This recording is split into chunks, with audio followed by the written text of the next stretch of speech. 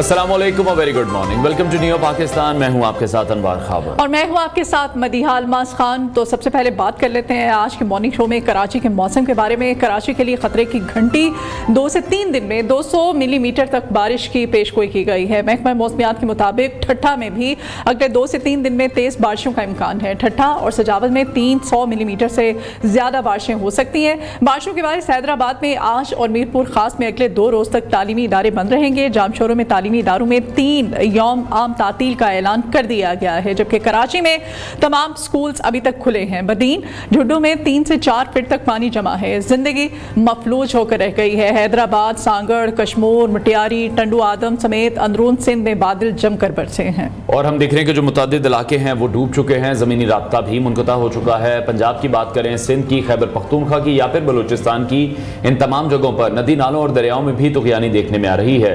पंजाब में दरिया चनाब बिफरने से मुतअद्दिद देहात भी डूब गए हैं। बलूचिस्तान में बारिशों और सैलाब की तबाहकारियां भी जारी हैं। इन 24 घंटों के दौरान मजीद 5 अफराद के जाम बहक होने की इत्तलात भी मौसूल हो रही हैं। और मुल्क भर में आज भी कहीं हल्की तो कहीं तेज बारिशों की भी पेशगोई की गई है। दूसरी जानिब मानसून का तूफानी स्पेल सिंध के मुख्तलिफ अजला में हम देख रहे हैं कि वो शुरू हो चुका है, जिसके नतीजे में तालीमी इदारे बंद कर दिए गए हैं और जिला इंतजामिया की जानिब से नोटिफिकेशन भी जारी कर दिया गया है। और इन तमाम बारिशों के पेश नज़र हैदराबाद में आज तालीमी इदारों में तातील होगी। मीरपुर खास में आज और कल तालीमी इदारे बंद रहेंगे। जामशोरो जिला भर के जो तालीमी इदारे हैं वहां पर 3 दिन के लिए आम तातील होगी और सांगड़ में आज और कल तालीमी इदारे बंद रहेंगे। दूसरी तरफ सजावल में भी आज स्कूल बंद रहने का नोटिफिकेशन जारी कर दिया गया है। इसी तरह मुटियारी में, टंडुवाला यार में भी आज तमाम निजी और सरकारी तालीमी इदारे बंद रहेंगे। मौसम के हवाले से हम आगे चलकर डिटेल सेगमेंट भी करेंगे। अभी शामिल करते हैं टॉप स्टोरीज। जवान अफराद में हार्ट अटैक की शरह में मुसलसल इजाफा, हैरानकुन वजूहात सामने आ गई। एक और गोल्ड मेडल पाकिस्तानियों के नाम करने वाले 22 साल आमिर खान भी होंगे शो का हिस्सा। माजूरी के बावजूद अज़्म और हौसले की मिसाल, पुलिस ऑफिसर बनने वाले बाहिम्मत नौजवान की कहानी आज मॉर्निंग शो में।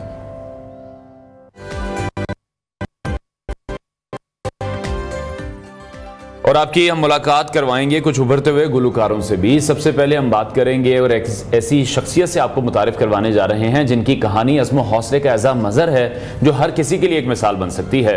मोहम्मद हुसनैन, जिन्होंने एक अलमनाक हादसे में अपनी दोनों टांगे और एक बाजू खो दिया, लेकिन इसके बावजूद वो न सिर्फ अपनी ज़िंदगी को दोबारा जीने के काबिल हुए हैं, बल्कि वो पाकिस्तान की पुलिस फोर्स में शामिल होकर एक पुलिस ऑफिसर के फ़राइज़ भी सर अंजाम दे रहे हैं।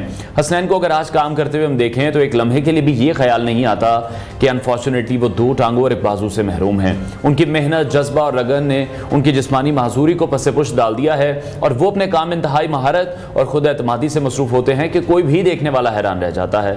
फैसलाबाद के मोहम्मद हुसनैन एक नौजवान की हैसियत से अपनी ज़िंदगी के ख्वाब देख रहे थे जब एक हादसे ने उनकी ज़िंदगी का रुख बदल दिया।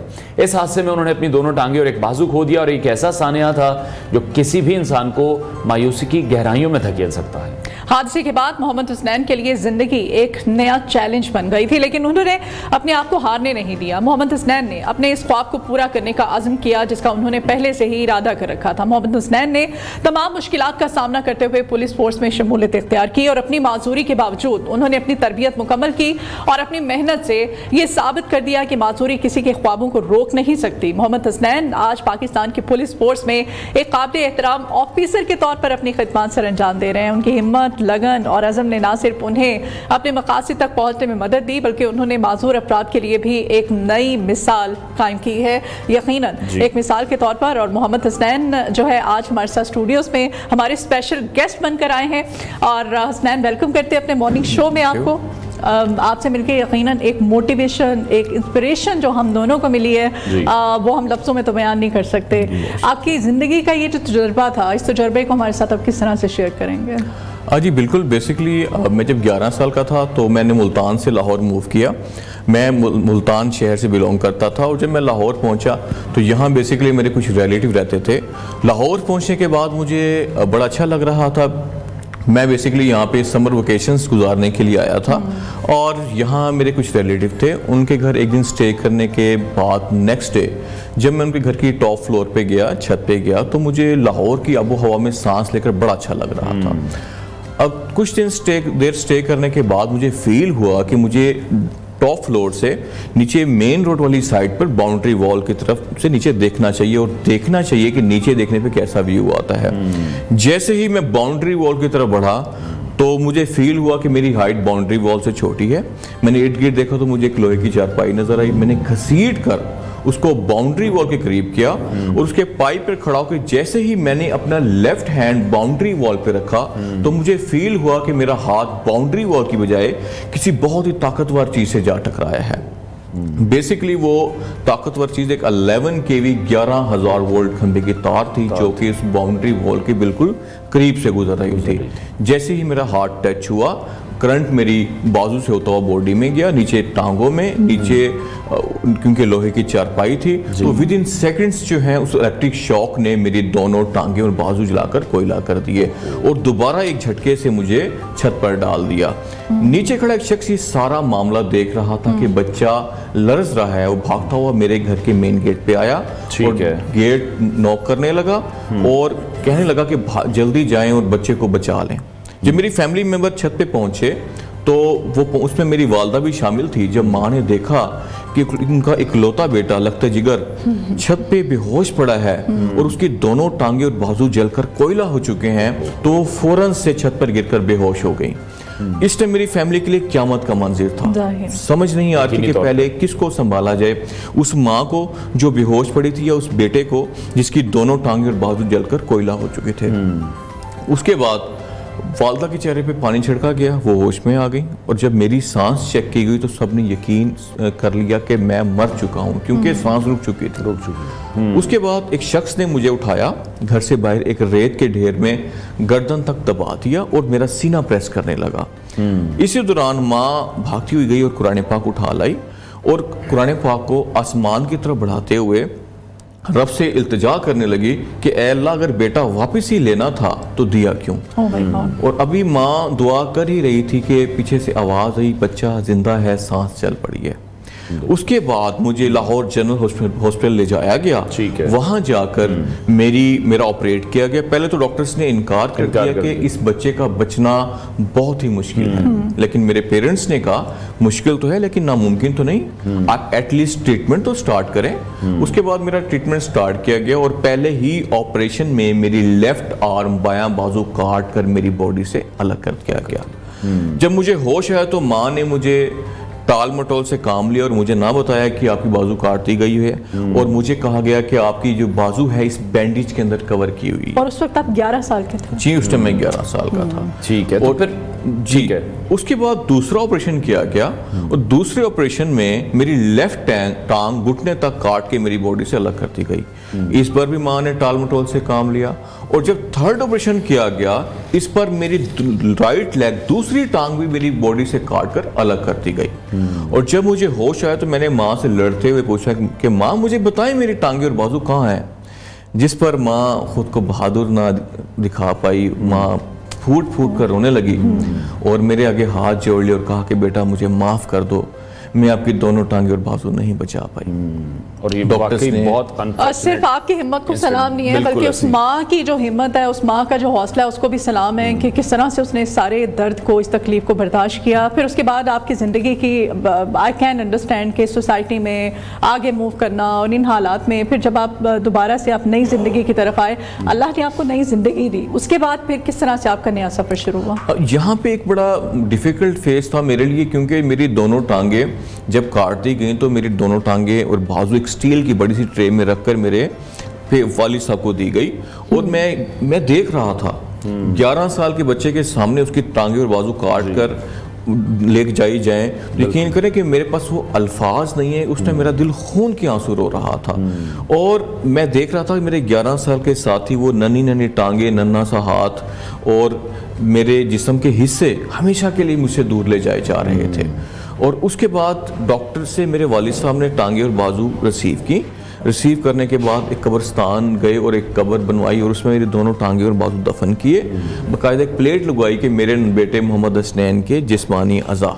तो कैसी बात है कि मेरी आधी जो मेरी जिस्म के हिस्से हैं वो दफन हो चुके हैं और मैं उसके बाद भी सर्वाइव कर रहा हूँ। फिर आप किस तरह से स्कूल, किस तरह से आपने वापस अपने आप को जिंदगी की तरह राग़िब किया? क्योंकि ये जो मैसेज है ये कन्वे करना आवाम को भी बहुत ज़्यादा ज़रूरी है। बहुत से ऐसे लोग हैं जो माजूर हैं और वो फिर इस ट्रॉमे से नहीं निकल पाते हैं, और फिर आप तो पुलिस ऑफिसर भी बन गए, पुलिस में भी शामिल हो गए, ये सब कैसे हुआ? बिल्कुल, इसमें सबसे पहले तो मैं मेरी वालदा जो है उनका बहुत बड़ा हाथ है, क्योंकि मैं उस टाइम 3 क्लास में था। 3 क्लास से लेके मैट्रिक तक मेरी वालदा मुझे डेली स्कूल के लिए सुबह तैयार करती और गोद में उठाती और पैदल 2 किलोमीटर सफ़र तय करके मेरे स्कूल जाती।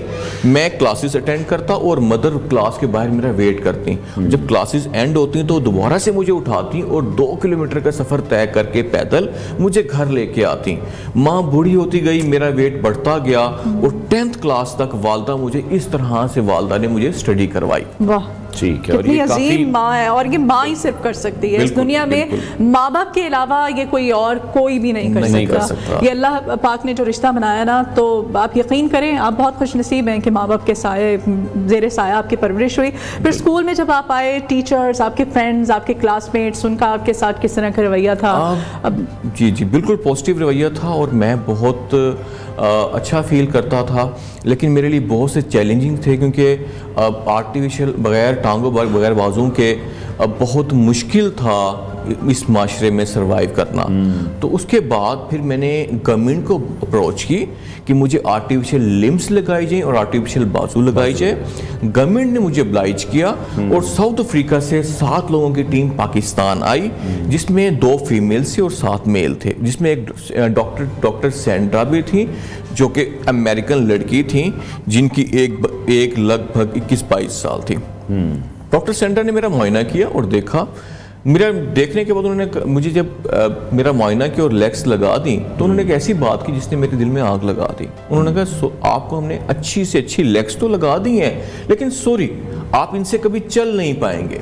अच्छा, हाँ, मैंने वजह पूछी क्यों, तो उन्होंने बताया कि आपकी दोनों टांगों के साथ साथ आपके एक बाजू भी नहीं है। जब आपको टांगे लगा दी जाएंगी, आप खड़े होंगे तो आप अपना बैलेंस मेंटेन नहीं कर पाएंगे।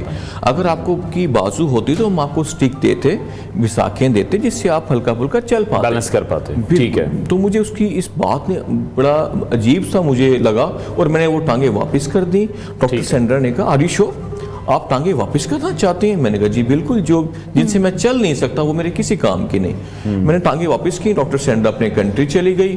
उसके बाद एक पाकिस्तानी सर्जन डॉक्टर काजमी मुझे मिले। उन्होंने जब मुझे देखा तो उन्होंने कहा बेटा आप चलना चाहते हैं? मैंने कहा ये कैसा सवाल है, मुझे तो ऑलरेडी। अच्छा, अभी हम जो विजुअल्स देख रहे हैं उसमें हसनैन आप माशाल्लाह से एक जिम में है, डंबल आपने उठाए हुए हैं, आप इतना हैवी एक्सरसाइज कर रहे हैं जो कि आम मेरा नहीं ख्याल के रूटीन में हर कोई कर पाता है। ये कैसे पॉसिबल हुआ? फिर इतनी हिम्मत, इतना हौसला? बिल्कुल, बेसिकली बचपन में मैंने एक रेसलिंग देखी, उसमें एक स्ट्रॉन्ग प्लेयर होता है, स्ट्रॉन्ग फाइटर होता है और एक वीक फाइटर होता है। जो स्ट्रॉन्ग फाइटर होता है उसकी वो एक बाजू बांध देते हैं फाइट के दौरान, ताकि क्योंकि वो बहुत स्ट्रॉन्ग फाइटर, तो ये इनका कंपैरिजन हो, बैलेंस हो सके। तो मैं समझता हूँ अल्लाह ताला ने मुझे बहुत स्ट्रॉन्ग फाइटर बनाया है। अल्लाह ताला ने को पता है कि मेरे बंदा जो है इसकी दोनों टांगे भी ना हो, एक बाजू भी ना हो, तब भी ये माशरे में जाके बड़ा अच्छा किरदार अदा कर सकता है और किसी से पीछे नहीं है। और इसके बाद मैंने हिम्मत बिल्कुल नहीं हारी। मैंने मैट्रिक किया और मैंने आर्टिफिशियल लेग्स तैयार करवाई। पाकिस्तानी सर्जन ने मेरी लेग्स बनवाई।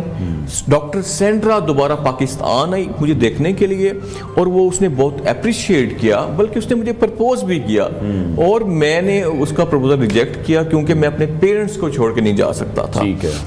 बड़ी इंटरेस्टिंग स्टोरी है, क्योंकि टाइम छोटा तो मैं आपको बड़ा शॉर्टली बताऊंगा। सही। तो उसमें ये था कि डॉक्टर सेंड्रा फिर वापस चली गई और मैंने उसके बाद इंटर किया, मैट्रिक किया, ICS किया, सॉफ्टवेयर इंजीनियरिंग की डिग्री हासिल की। ठीक है। वालिद साहब क्योंकि पुलिस ऑफिसर थे, मेरी ख्वाहिश थी कि मैं बड़ा होकर पुलिस ऑफिसर बनूं। ठीक है। तो मैंने इसलिए पंजाब पुलिस में वैकेंसीज आई और मेरा बचपन का जो ख्वाब था वो जाग गया। ठीक है। और मैंने मेरिट पे पंजाब पुलिस में अप्लाई किया और मैं इसी तरफ आ रहा था कि पुलिस में भी अभी आप IT ट्रेनर के फ़राइज़ भी सर अंजाम दे रहे हैं। रिसेंटली फिर दुबई में भी एक इवेंट हुआ है, वहाँ पर भी आपने पंजाब पुलिस की नुमाइंदगी की है, वो एक्सपीरियंस हमारे साथ शेयर कीजिए। बिल्कुल, बेसिकली मैं पंजाब के तमाम ट्रेनिंग सेंटर्स जो हमारे पंजाब पुलिस के हैं, मैं तमाम पुलिस ट्रेनिंग सेंटर में एज आ मोटिवेशनल स्पीकर और IT ट्रेनर के तौर पे काम कर रहा हूं, और मैं तमाम पंजाब पुलिस के जो जवान हैं उनको ट्रेन करता हूं, उनको मोटिवेट करता हूं। और जो रिसेंटली दुबई में इवेंट हुआ 2024 में, बेसिकली एक वर्ल्ड पुलिस समिट थी जिसमें पूरी दुनिया से जो पुलिस के बेस्ट पुलिस ऑफिसर थे उन्होंने वहाँ पे शिरकत की, और उसमें I think around about 172 countries शामिल थे। और उनके अंदर मैंने जो है वहाँ पे इंटरनेशनल अवार्ड हासिल किया, और उसके बाद मैं पाकिस्तान आया, जो मैं समझता हूँ जो कि मेरे पाकिस्तान के बाइश फ़ख्र बात है और मेरे लिए बाइश फ़ख्र बात है।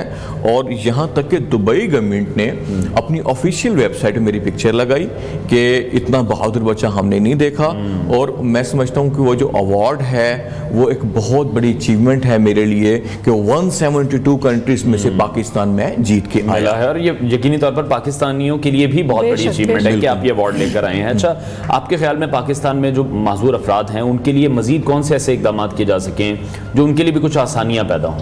फर्स्ट ऑफ ऑल तो मैंने कहना चाहूँगा कि जो डिसेबल पर्सन है, माजूर अफराद हैं, वो खुद को डिसेबल ना समझें, क्योंकि मैं इस टाइम ना सिर्फ पुलिस ऑफिसर नहीं हूँ, मैं एक बुक राइटर हूँ। रिसेंटली मैंने एक बुक पब्लिश की है। इसके अलावा मैं एक मोटिवेशनल स्पीकर हूँ, सॉफ्टवेयर इंजीनियर हूँ, और इसके अलावा मैं IT ट्रेनर हूँ। और ना सिर्फ इतना बल्कि मैं बैडमिंटन का स्ट्रॉन्ग प्लेयर हूँ। अच्छा। और बचपन में मेरे लिए एक जगह से दूसरी जगह मूव करना बहुत डिफिकल्ट था। मैंने टेलीफोनिकली, जब मैंने मैट्रिक में था, तो मैंने एक ड्राइविंग स्कूल को अप्रोच किया कि मैं गाड़ी चलाना चाहता हूँ। उन्होंने मुझे टेलीफोनिकली ये जवाब दिया कि आप अपनी लाइफ में कभी ड्राइविंग नहीं कर सकते और ना ही कभी इस बारे में सोचिएगा। उनकी इस बात ने मेरे अंदर आग लगा दी। मैंने ठान ली कि पहले तो मैंने ऑटोमेटिक गाड़ी ड्राइव करनी थी, लेकिन अब मैं मैनुअल गाड़ी ड्राइव करूंगा।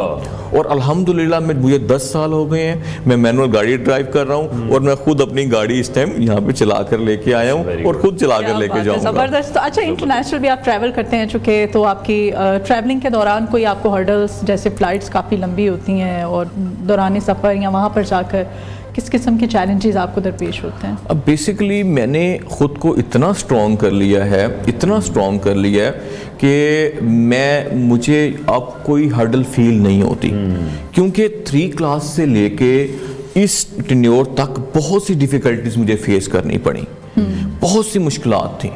और मैंने वो कर करके इस टाइम जो है मैं इतना, अल्लाह ताला ने इतना मुझे स्ट्रॉन्ग बना दिए, मेरे दिल को, मेरे दिमाग को इतना स्ट्रॉन्ग कर दिए कि अब मुझे कोई छोटे मोटे इश्यूज जो है वो मुझे फील नहीं होते। और मैं समझता हूँ कि मुझे मज़ीद स्ट्रॉन्ग होना पड़ेगा। और मैं अल्हम्दुलिल्लाह, जो स्पेशल लोग हैं उनको एक तो मैं ये पैगाम देना चाहूँगा, वो खुद को स्पेशल बिल्कुल ना समझें। अगर मैं कर सकता हूं तो वो भी सब कुछ कर सकते हैं। इसके अलावा मैं बैडमिंटन का स्ट्रॉन्ग प्लेयर हूं। मैं तमाम गन्स फायर करता हूं। अच्छा। एक हाथ से लोड करता हूं, एक हाथ से फायर करता हूं, और मैंने खुद को बहुत अच्छा ढाला है। तो मैं गवर्नमेंट को कहूंगा कि जो स्पेशल लोग हैं उनके लिए इस तरह के इक़दाम किए जाएं कि जो उनकी लाइफ में ईजी हो।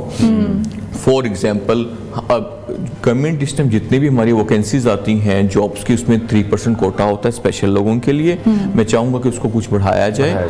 और इसके अलावा तमाम जो गवर्नमेंट की बिल्डिंग्स हैं, स्पेशली उनमें ख्याल किया जाए कि स्पेशल पर्सनस को उनमें आने के लिए कोई इस तरह के रैंप तैयार किए जाएँ ताकि वो ईजीली वहाँ पे एक्सेस कर सकें। तो मैं गवर्नमेंट को ये पैगाम देना चाहूँगा। और मेरा आप तमाम लोगों के लिए पैगाम है कि आप लोग हिम्मत ना हारें। जो लोग डिप्रेशन में चले जाते हैं थोड़े से मामलात से, थोड़ी सी परेशानी से, तो उनके लिए मैंने एक बुक लिखी है, आई एम लिमिटलेस। मेरी हिम्मत लामहदूद है, बड़ी स्ट्रॉन्ग लाइफ जर्नी है।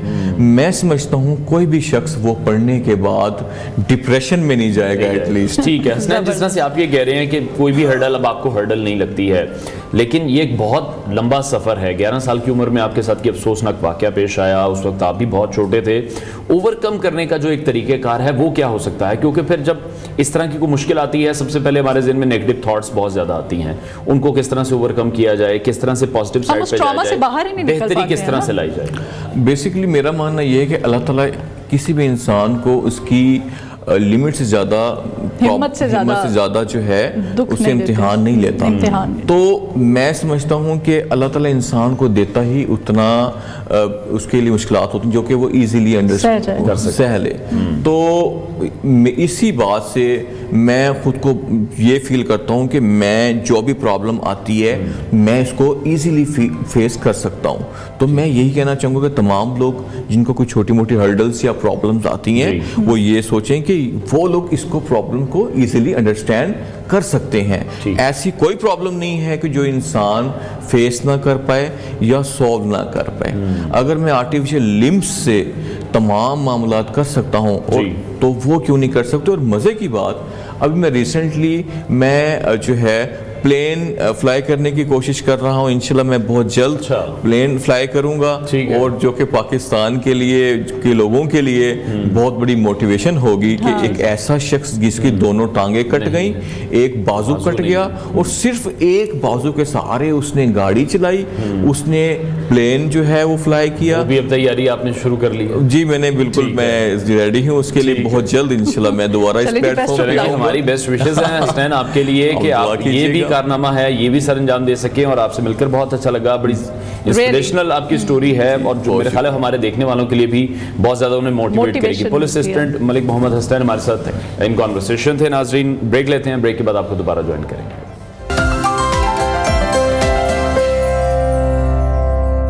Welcome back to new Pakistan. और अभी बात करते हैं, हमारे साथ वो नौजवान मौजूद हैं जिन्हें ना सिर्फ पाकिस्तान का नाम रोशन करने किया उन्होंने, बल्कि अपने आज़मो हौसले की बदौलत दुनिया भर में अपनी सलाहियतों का उन्होंने लोहा मनवाया। हम बात करें खैबर पख्तूनख्वा की खूबसूरत वादी सवात के शहर मंगोरा से ताल्लुक़ रखने वाले 22 साल आमिर खान की, जिन्होंने थाईलैंड के दारुल-हुकूमत बैंकॉक में होने वाले 7वीं इंटरनेशनल ताइक्वांडो चैंपियनशिप में गोल्ड मेडल जीतकर पाकिस्तान का परचम बुलंद किया। आमिर खान की ये कामयाबी इसलिए भी खास है कि उन्होंने इस चैंपियनशिप में भारत, फिलिपाइन और जापान जैसे ममालिक के खिलाड़ियों को शिकस्त दी और एक ऐसी सूरत हाल में ये सब कुछ मुमकिन बनाया जब उन्हें माली मुश्किलात का सामना था। लेकिन उन्होंने हिम्मत नहीं हारी, बल्कि अपनी जाती अशिया बेचकर और दोस्तों से कर्ज लेकर बैंकॉक तक का सफर किया। ये उनकी मेहनत, आज़म और गैर मामूली सलाहियतों का मुंह बोलता सबूत। आमिर खान ना सिर्फ एक बेहतरीन खिलाड़ी हैं बल्कि अपने इलाके सवात के लिए भी एक मशअल राबी हैं। उन्होंने अपनी कामयाबी को सवात के अवाम के नाम किया, जिससे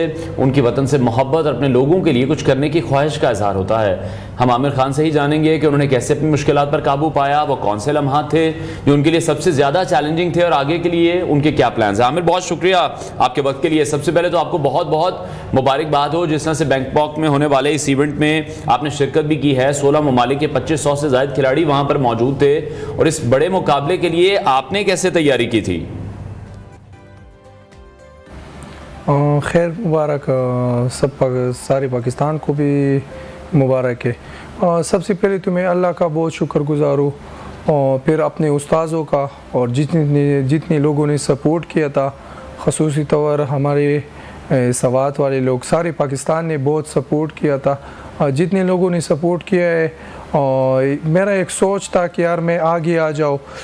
इसकी पहले भी अल्हम्दुलिल्लाह मैंने इवेंट खेला है सूबाई लेवल पे, इंटरनेशनल लेवल पे, और अल्हम्दुलिल्लाह इससे पहले मैं साउथ कोरिया वर्ल्ड यूनिवर्सिटी था उस पे गया हूँ, फुजीरा इवेंट दुबई पे गया हूँ, इधर जो पाकिस्तान में G1 G2 हुआ है अल्हम्दुलिल्लाह उसमें भी पार्टिसिपेशन किया। और फिर मैंने बैंकॉक की तैयारी किया था अपने गांव पे, सवात पे। हमारे उस्ताद ने, सर फरमान ने हमारे साथ बहुत मेहनत किया, ट्रेनिंग किया। फिर अल्हम्दुलिल्लाह इस इवेंट पे आया और अल्हम्दुलिल्लाह मैंने पाकिस्तान का नाम रोशन किया था। अच्छा आमिर, ये भी बताइएगा, जैसे कि हम अपने नाज़रीन को भी बता रहे थे कि सफ़र के लिए आपने अपनी ज़ाती अशिया तक भेजी और कर्ज भी आपने दोस्तों से लिया, तो इस दौरान पेश आने वाली जो मुश्किलात थी उनके बारे में मज़ीद क्या बताएंगे आप हमें? असल कि मेरे पास तो इतना फाइनेंशियल इशू था, ज़्यादा इशू था और मेरे पास इतना सपोर्ट नहीं था कि यार मैं इस इवेंट पे जाऊँ। और फिर अल्हम्दुलिल्लाह अल्लाह का लाख लाख शुक्र है, मेरे पास मेरा फ़ोन था, वो भेजा था और वो टिकट लिया और फिर इस इवेंट पे गया और उस इवेंट पे गया और अल्हम्दुलिल्लाह मैंने पाकिस्तान का नाम रोशन किया है। मैंने खसूसी तौर सवात में तो आपको वैसे भी पता है कि सवात में तो इतना टैलेंट ज़्यादा है, लेकिन बदकिस्मती ये है जी कि वो प्लेयर आगे नहीं आ सकते फाइनेंशियल की वजह से, और इतना सवात में इतना सहूलियात भी नहीं है। जैसे इस्लामाबाद में सहूलियात ज़्यादा होता है, लाहौर में ज़्यादा होता है, प्लेयर को बहुत सहूलियात मिलता है, लेकिन सवात में तो वो तो पहाड़ों वालों की जगह है न, उधर तो इतना सहूलियात नहीं है। हमने खुद उधर तैयारी की अपने क्लब पे और अल्हम्दुलिल्लाह फिर मैं अपना उस्ताद का बहुत शुक्रगुजार हूँ कि उस लेवल पे उसने पहुँचाए और मैंने पाकिस्तान का नाम रोशन किया। हमारा ख्वाहिश यही है कि हम आगे जाए ओलंपिक पे, थोड़ा सपोर्ट हमको ये लोग देगा, इंशाल्लाह हम लोग आगे आएंगे, पाकिस्तान का नाम रोशन कर सकते हैं इंशाल्लाह। तो आमिर बताइएगा, फेडरेशन की तरफ से, हुकूमत की तरफ से किसी ने आपसे कोई कांटेक्ट नहीं किया इस मुकाबले पर जाने से पहले? जब आप जीत कर आए हैं उसके बाद भी आपको किसी ने नहीं बुलाया? पाकिस्तान ताइक्वांडो फेडरेशन ने तो राबिता किया, उसने कहा कि कैंप पे आ जाओगे, इंशाल्लाह मैं कैंप पे आ जाऊंगा, उन लोगों के साथ भी ट्रेनिंग करूंगा। वो लोग तो बहुत सपोर्ट करते हैं पाकिस्तान ताइक्वांडो फेडरेशन वाले, जिधर मैं जाता हूँ उधर सपोर्ट किया था। लेकिन हुकूमती जो हमारा खैबर पख्तूनख्वा में जो गवर्नमेंट है, मेरा जो स्पोर्ट्स ऑफिसर है या स्पोर्ट्स मिनिस्टर है, अभी तक तो सपोर्ट नहीं कर रहा था, लेकिन मैंने मेडल जीता है उसके बाद सब ने बताया कि इंशाल्लाह हम सपोर्ट करेंगे, आप जिधर जाओगे हम आपके साथ होगा। हमारा ख्वाहिश यही है कि हम आगे आ जाए, जैसे हम पहले अपना रैंकिंग बनाएंगे ओलंपिक के लिए, मैं इंटरनेशनल इवेंट्स पे जाऊंगा, मेरा रैंकिंग बन जाए फिर मैं ओलंपिक खेलूँगा। मेरा रैंकिंग नहीं बनेगा फिर तो मैं ओलंपिक नहीं खेल सकूँगा। तो मेरा एक इन लोगों को रिक्वेस्ट है कि आप लोग उन लोगों के पीछे लगाए, सियासतों के पीछे लगाए। मैं रिक्वेस्ट करता हूँ आप लोगों को कि आप लोग स्पोर्ट्स पे थोड़ा सा तवज्जो दो। स्पोर्ट्स पे बहुत प्लेयर है, सारी पाकिस्तान में बहुत टैलेंट है, लेकिन बदकिस्मती ये कि वो आगे नहीं आ सकता है। जो प्लेयर आगे आ सकते हैं वो अपने खर्चे पे आ सकता है, अपने फाइनेंशियल की वजह से ज़्यादा प्लेयर है कि वो ख़राब होता है, डिप्रेशन पे जाता है। मैं खुद इतना टेंशन था, मेरे घर का जिम्मेवारी मेरे ऊपर था, लेकिन मैंने वो जिम्मेवारी एक साइड पे रखा था और अल्हम्दुलिल्लाह मैं 2 टाइम ट्रेनिंग कर रहा था और अल्हम्दुलिल्लाह मैंने पाकिस्तान के लिए गोल्ड मेडल जीता। ये बहुत खुशी का बात है कि यार मैं एक गाँव से निकल गया और इस लेवल पे अल्हम्दुलिल्लाह गए। मैं सारे पाकिस्तान का शुक्रगुजार हूँ, जितने लोगों ने सपोर्ट किया, जितने लोगों ने प्यार दिया है। मैं जिधर जाता हूँ लोग सपोर्ट करते हैं, लोग प्यार करते हैं। मैं सारे पाकिस्तान लोगों का बहुत शुक्रगुजार हूँ कि हुकूमत तो इतना सपोर्ट नहीं किया था, लेकिन अवामों ने इतना मुझे प्यार दिया, अवाम लोगों ने मुझे इतना सपोर्ट किया। खसूसी तौर हमारे जो उस्ताद लोग हैं वो लोगों ने भी सपोर्ट किया। उसने कहा है कि यार आप आगे जाना है। आमिर, इसीलिए आज आपने मॉर्निंग शो में हमने आपको मदऊ किया है कि इस प्लेटफॉर्म के जरिए हुकूमत तक आपकी आवाज़ पहुंचा सके, वो भी आपको मदऊ करे, आपको अप्रिशिएट करे। आपने भारत के खिलाड़ी को पहले ही राउंड में नॉकआउट किया था, तो उस वक्त आपके क्या जज्बात क्या थे, फीलिंग्स क्या थी उस वक्त आपकी? अल्हम्दुलिल्लाह मेरा जो कोच था उसने मुझे पहले ये कहा था कि आपका पहला फाइट इंडिया के साथ है। तो मैंने नमाज़ पढ़ा अल्हम्दुलिल्लाह, और फिर जज्बा इतना ज़्यादा था कि यार मेरा इंडिया के साथ फाइट था, जज्बे के साथ निकल गया था और अल्हम्दुलिल्लाह पहले राउंड में वो नॉकआउट हुआ था। फिर दूसरा फाइट मेरा फिलिपाइन के साथ था, तो वो भी अल्हम्दुलिल्लाह मैंने आसानी से जीता। तीसरा फाइट था वो थोड़ा सा टफ था, लेकिन अल्हम्दुलिल्लाह उसने भी अल्लाह ने कामयाबी दी और मैंने पाकिस्तान के लिए गोल्ड मेडल जीता। मेरा ख्वाहिश यही है कि जितना प्लेयर है जिधर का भी है वो आगे आ जाए। हमारे अभी ओलंपिक में 2 प्लेयर गया था, ओलंपिक क्वालिफाई राउंड पे गया था, एक शाजेब भाई है, एक हारून है। हम भी इन लोगों को भी रिक्वेस्ट करता है जो हमारा बड़ा लोग है कि उनको भी सपोर्ट करो, और भी ज़्यादा प्लेयर है कि वो सपोर्ट की वजह से थोड़ा पीछे। मैं इन लोगों को रिक्वेस्ट करता हूं कि आप लोग प्लेयर पे थोड़ा सा तवज्जो दो। बिल्कुल, आपकी जो रिक्वेस्ट है वो अब तमाम लोगों तक भी पहुंच रही है। इससे पहले भी सदर मुमलिकत ने, साबिक वजीर आला ने, बॉक्सिंग चैंपियन आमिर खान ने भी आपको बहुत ज्यादा मुबारकबाद दी है। लास्ट कमेंट में आपसे चाहूंगा कि अब फ्यूचर के आपके क्या प्लान्स हैं, कौन से ऐसे बैनुल अक़वामी मुकाबले हैं जिनमें हिस्सा लेने का आप इरादा भी रखते हैं, जिसके लिए कोई तैयारी भी कर रहे हैं? मेरा तो तकरीबन अभी मैं गांव पे आया और 4-5 दिन हुआ है कि मैंने अपना ट्रेनिंग स्टार्ट किया दोबारा, और उससे ज़्यादा मेहनत कर रहा हूँ। इंशाल्लाह मेरा ख्वाहिश है कि मैं ओलंपिक पे जाऊँ और अपने पाकिस्तान के लिए कुछ करूँ। जैसे अरशद नदीम भाई पाकिस्तान के लिए गोल्ड मेडल जीते ओलंपिक में, मेरा भी यही ख्वाहिश है कि मैं पाकिस्तान के लिए गोल्ड मेडल जीतूँ।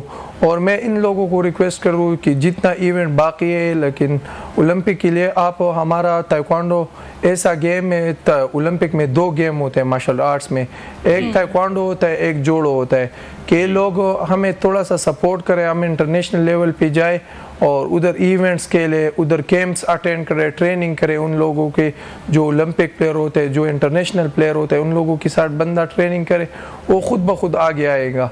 और इंशाल्लाह मैं पाकिस्तान के लिए और भी मेडल लाऊंगा। ख़ुसूसी तौर में सवात के लिए, सवात वाले लोगों ने मुझे इतना प्यार दिया है, जैसे मैं इंटरचेंज पे एंटर हुआ था और सारे गांव वाले हमारी बेस्ट विशेस हैं आपके साथ। बहुत शुक्रिया ताइक्वांडो चैंपियन आमिर खान हमारे साथ इन कॉन्वर्सेशन थे। नाज़रीन ब्रेक लेते हैं, ब्रेक के बाद आपको दोबारा जो आप हमारे साथ ही रहिए।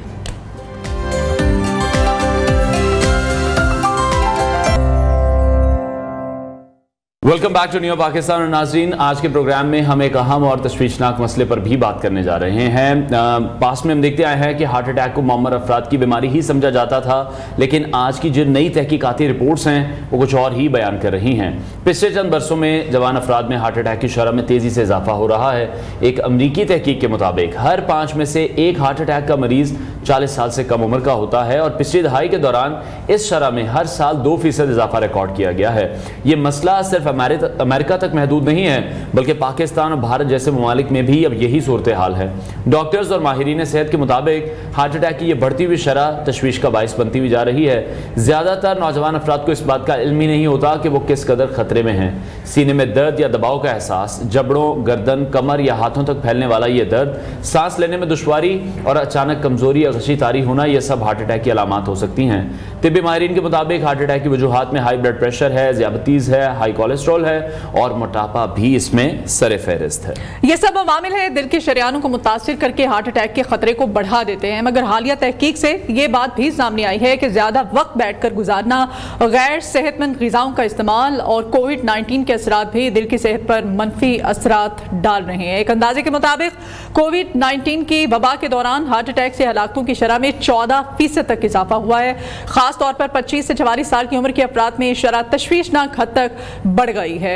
इसके अलावा तंबाकू नोशी और अल्कोहल का इस्तेमाल जो है वो भी जवानों की सेहत जो है उसको मुतासिर बिल्कुल ऐसे heart surgeon professor doctor Mazhoor Rehman ने हमें स्टूडियोज में ज्वाइन किया, उनसे इस हवाले से मजीद बात करेंगे। सर बहुत शुक्रिया आपके वक्त के लिए। जी अस्सलाम वालेकुम जी, thank you for having me. कैसे वेलकम टू न्यू पाकिस्तान। शुक्र अल्लाह का, अल्हम्दुलिल्लाह। डॉक्टर साहब, पहले तो हम देखते थे कि जो बुजुर्ग अफराद हैं उनमें हार्ट अटैक के ज़्यादा इशूज़ आते थे, वो ज़्यादा केसेस रिपोर्ट होते थे, लेकिन अब जो ये नौजवानों में हो रहा है इसकी वजूहात क्या है?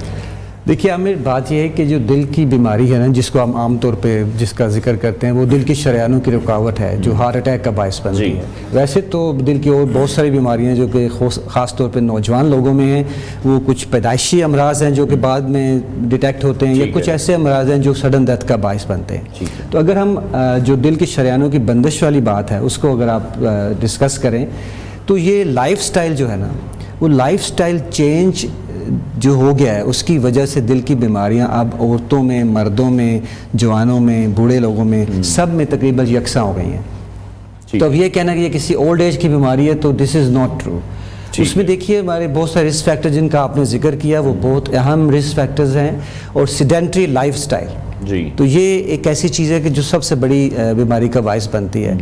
उसके अलावा बहुत सारे लोग जो हैं कोलेस्ट्रॉल को जो है ना वो बहुत एक कैजुअल तरीके से डील करते हैं, फैमिली हिस्ट्री होती है, लोग उसमें ख्याल नहीं करते।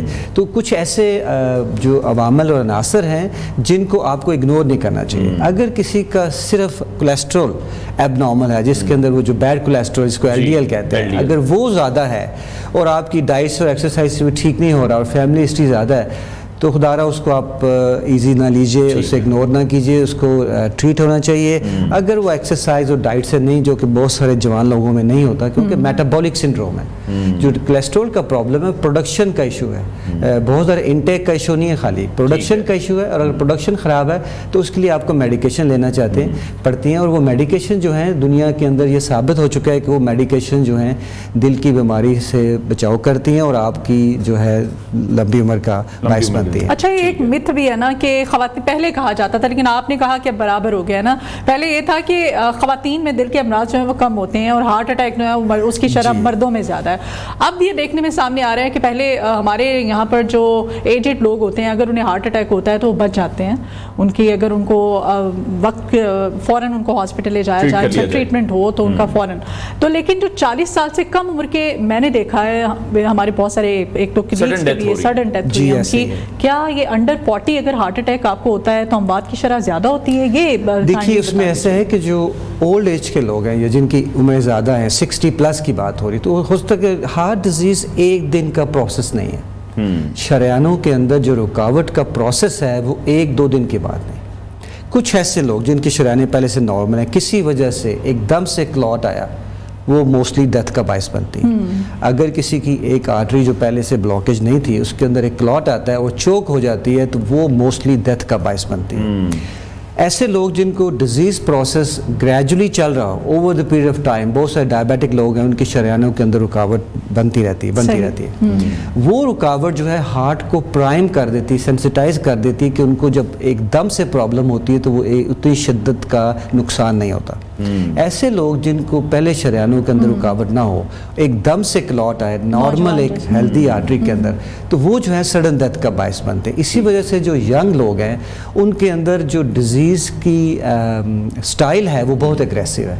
हम देखते हैं बहुत सारे लोगों की सर्जरीज करता हूँ, उसमें आजकल आप जैसे आपने कहा यंग लोग बहुत हैं, 30s में 40s में बहुत सारे लोग हैं।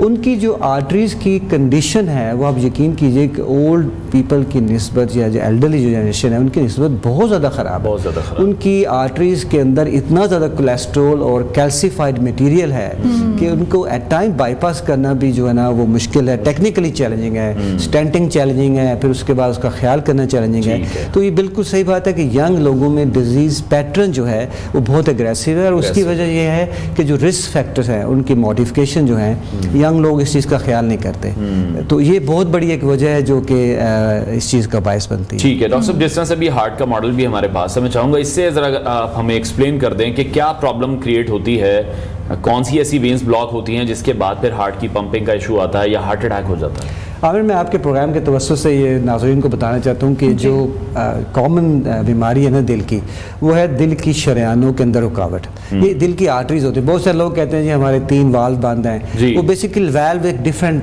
डिजीज़ है। वाल्व्स जो चेम्बर्स के अंदर होते हैं जो ब्लड फ्लो को कंट्रोल करते हैं। जो दिल की कॉमन बीमारी है जो कि हार्ट डिजीज़ जिसके लोगों की हार्ट अटैक होता है, वो है दिल की शरेयानों में रुकावट। दिल को ज़ाहिर है एक मसल है, मसल को खून की ज़रूरत है, खुराक की ज़रूरत है, तो इनको जो है अल्लाह ताला ने दिल की शरेयानें बनाई हुई हैं। तो नॉर्मली 2 शरेयानें होती हैं, एक लेफ्ट साइड पे और एक राइट साइड पे। ठीक है। तो ये हार्ट के वो मसल हैं, एक राइट साइड वाला मसल है, लेफ्ट साइड वाला मसल है। ये वाला पंप जो है ब्लड को लंग्स में पंप करता है ब्लड, ये वाला हिस्सा जो है बॉडी में पंप करता है। ठीक है। तो इसके सामने एक आर्टरी है जो सबसे बड़ी आर्टरी होती है जिसको LAD कहते हैं, जो दिल के उस हिस्से को सप्लाई करती है जो कि पंप करता है जिस्म के अंदर। एक शरेयान दिल के दाईं तरफ होती है, इसको राइट कॉर्नरी आर्टरी कहते हैं, और इसी तरह लेफ्ट आर्टरी की एक artery back of the heart पे जाती है। तो हार्ट को तीनों तरफ से, सामने से, पीछे से, साइड से ब्लड सप्लाई होता है। ठीक है। इन शरेयानों में अगर किसी वजह से डायबिटीज़, ब्लड प्रेशर, वज़न की ज़्यादती, स्मोकिंग और नशा जो है, ये सारी चीज़ें अगर इनके अंदर रुकावट का बायस बने, तो रुकावट आने की वजह से जब ब्लड सप्लाई कट ऑफ होती है या कम होती है, कम हो तो लोगों को चलने फिरने से सिम्टम्स होते हैं, एक्सर्शन से सिम्टम होते हैं। ठीक है। अगर ये एकदम से चोक कर जाए तो वो हार्ट अटैक का बायस बनता है, और वो कम या ज़्यादा हिस्से को बिल्कुल खून का राब्ता मुनक़ता होता है, हार्ट अटैक होता है। हार्ट अटैक का मतलब ये है कि दिल का वो हिस्सा ब्लड की सप्लाई से कम्प्लीटली मुनक़ता हो जाता है। तो वो डैमेज किस लेवल का होता है आजकल, क्योंकि डिटेक्शन ज़्यादा बेहतर है, तो बहुत सारे लोग जो है हार्ट अटैक के साथ जाते हैं तो अर्ली स्टेज के ऊपर वो डिटेक्ट हो जाते हैं, और फिर उनको अगर फ़ौरन स्टेंट्स वगैरह करके प्राइमरी एंजियोप्लास्टी करके उनके डैमेज को प्रिवेंट किया जा सकता है। तो क्या बेसिक सिम्टम्स हमें बताइएगा कि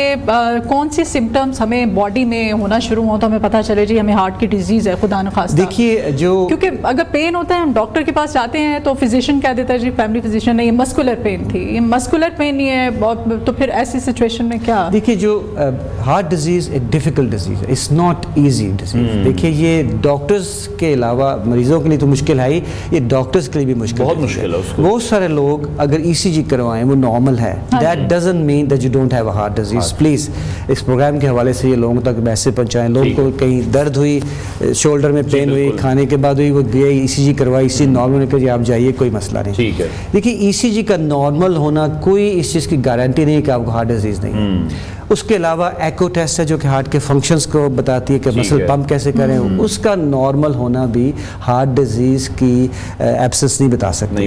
अगर ये दोनों चीज़ें नॉर्मल हैं और फिर भी आपको अलामात या सिम्टम या कोई अनयूजुअल चीज़ हो रही है, देखिए बहुत सारे लोग 50% पेशेंट जिनकी मैं सर्जरी करता हूँ वो लोग हैं जिनको मैदे की तकलीफ है। वो कहते हैं डॉक्टर साहब खाना खाने के बाद चलते हैं तो यहाँ बोझ पड़ता है, ये कुछ रात और हमारे यहाँ अक्सर डॉक्टर्स कह देते हैं गैस है, बेसिक मतलब अब किसी भी डॉक्टर के पास चले जाएं, हार्ट का कोई इशू हो रहा है, आपको कोई तकलीफ हो रही है, पेन हो रहा है, कहते हैं जी गैस है, आपको दवाई दे देते हैं। ये बहुत कॉमन मिथ है। ऐसी कोई अलामत जो आपकी यूजुअल दवाइयाँ खाने से ठीक नहीं हो रही तो प्लीज़ उसके अंदर हार्ट डिजीज़ को एक्सक्लूड करवाएं। ठीक है। आप ये कहें कि मेरे ऐसे टेस्ट करवाए जाए जिनसे ये एक्सक्लूड हो, ECG और एको से सारी चीज़ें डिटेक्ट नहीं होती जब तक कि हार्ट अटैक ना हुए हों। तो ये बहुत ज़रूरी बात है कि कोई अनयूजुअल सिम्टम जो आपके रोज़मर्रा ज़िंदगी में आपको लग रहा है कि यार ये चीज़ ठीक नहीं है, ठीक है, आप प्लीज़ उसको टेस्ट करवाइए। लेकिन डॉक्टर साहब अगर कोई भी इंसान जिसको ये प्रॉब्लम का सामना करना पड़ा है, वो अनकंफर्टेबल सिचुएशन में चला गया है, अकेला है, उस वक्त उसको कैसे उस सिचुएशन से निकलना है या बचना है? अगर हमारे इर्द गिर्द भी कोई इंसान मौजूद है, वो किस तरह से हमारी हेल्प फौरी तौर पे आप जैसे उसको किस तरह पंप करें, उसके कोई ऐसा कोई ट्रीटमेंट? एक बात ये है कि अगर किसी को सिम्टम्स होते हैं, अगर किसी को फर्ज करें जो सबसे कॉमन सिम्टम है एक सीने के अंदर घुटन या दबाव, आप कोई काम कर रहे हैं, आप चल फिर रहे हैं, सीढ़ियाँ चढ़ रहे हैं, कोई एक्सर्शन की है, आपको यहाँ सीने के अंदर दबाव हुआ है, उस दबाव की मौजूदगी में आपको फ़ौरन बैठ जाना चाहिए। आपको मज़ीद कंटिन्यू करें, ड्राइविंग कर रहे हैं तो आपको रुक जाना चाहिए, आपको एक्सर्शन कर रहे हैं आप तो रुक के आप उसको ज़रा सांस लीजिए, आराम के साथ उसको देखेंगे क्यों हुआ है। अगर ये कंटिन्यू रहती है प्रॉब्लम, घर के अंदर अगर एस्प्रिन पर रही है, और सबसे जो बेहतर चीज़ है अगर डिस्प्रिन जो सॉल्युबल होती है, सॉल्युबल डिस्प्रिन को अगर पानी में आप डिज़ोल्व करके वो पी लें तो सबसे बड़ी एक सेफ्टी चीज़ है जो कि आप बगैर किसी जगह पहुंचे से कर सकते हैं। एक डिस्प्रिन जी, एक डिस्प्रिन 300 मिलीग्राम की होती है तो दैट्स सेफ। अदरवाइज अगर आपके पास वो भी नहीं है तो कोई एस्प्रिन की टैबलेट चबा ली जाए, पीने से बेहतर है चबा ली जाए, चबाने के बाद उसका असर जल्दी क्विक हो जाता है। आप लंबे लंबे सांस लें, आपने आपको रिलैक्स करें, और अगर सिम्टम ज़्यादा हैं प्लीज इग्नोर ना कीजिए और हॉस्पिटल जाइए। खांसते भी कहते हैं, खांसना भी जोर ये सोशल मीडिया पर हमने बड़ा देखा कि जोर जोर से आप खांसना अगर शुरू कर दें तो वो आप देखिए खांस तब भी सकते हैं अगर आप होश में हैं और आपने इतनी हिम्मत भी है। देखिए हार्ट अटैक या सडन कार्डियक डेथ जो कार्डियक अरेस्ट कहते हैं, एक ही चीज़ के मुख्तलिफ नाम है। अगर तो खुदा न खास्ता प्रॉब्लम इतनी शदीद हुई है कि आप खांस नहीं सकते तो वो तो आपको मौका नहीं मिला।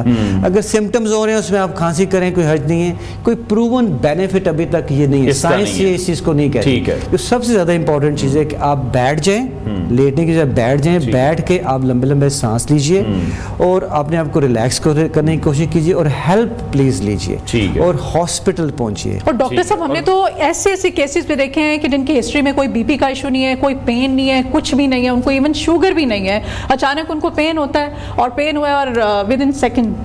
देखिए ये हार्ट डिजीज पूरी दुनिया के अंदर बिगेस्ट किलर है, तो इसमें तो कोई शक नहीं कि ये अगर सीधी डिजीज होती, इतनी ईजी पकड़ी जाती तो लोगों को नुकसान ना होता। लेकिन ये जो टेक होम मैसेज है ना वो ये है कि अगर किसी को प्रॉब्लम, बहुत सारे लोग, मैंने जो मैराथन रनर हैं उनकी सर्जरी की हुई है, माउंटेनियर्स की सर्जरी की हुई है, तो somebody asked me, डॉक्टर साहब मैं 18 दफा मैराथन रनर रह चुका हूँ। तो ये हमने देखा कि एथलीट्स के साथ भी ये प्रॉब्लम बहुत ज्यादा है। मेरे एथलीट्स वाली प्रॉब्लम डिफरेंट है, उनके अंदर ऐसे को हार्ट के डिफेक्ट्स हैं जो कि ऐसे डिजीज। चलें, बहुत शुक्रिया हार्ट सर्जन प्रोफेसर डॉक्टर मजहर रहमान साहब हमारे साथ इन कॉन्वर्सेशन थे। नाज़रीन ब्रेक लेते हैं, ब्रेक के बाद आपको दोबारा ज्वाइन करेंगे।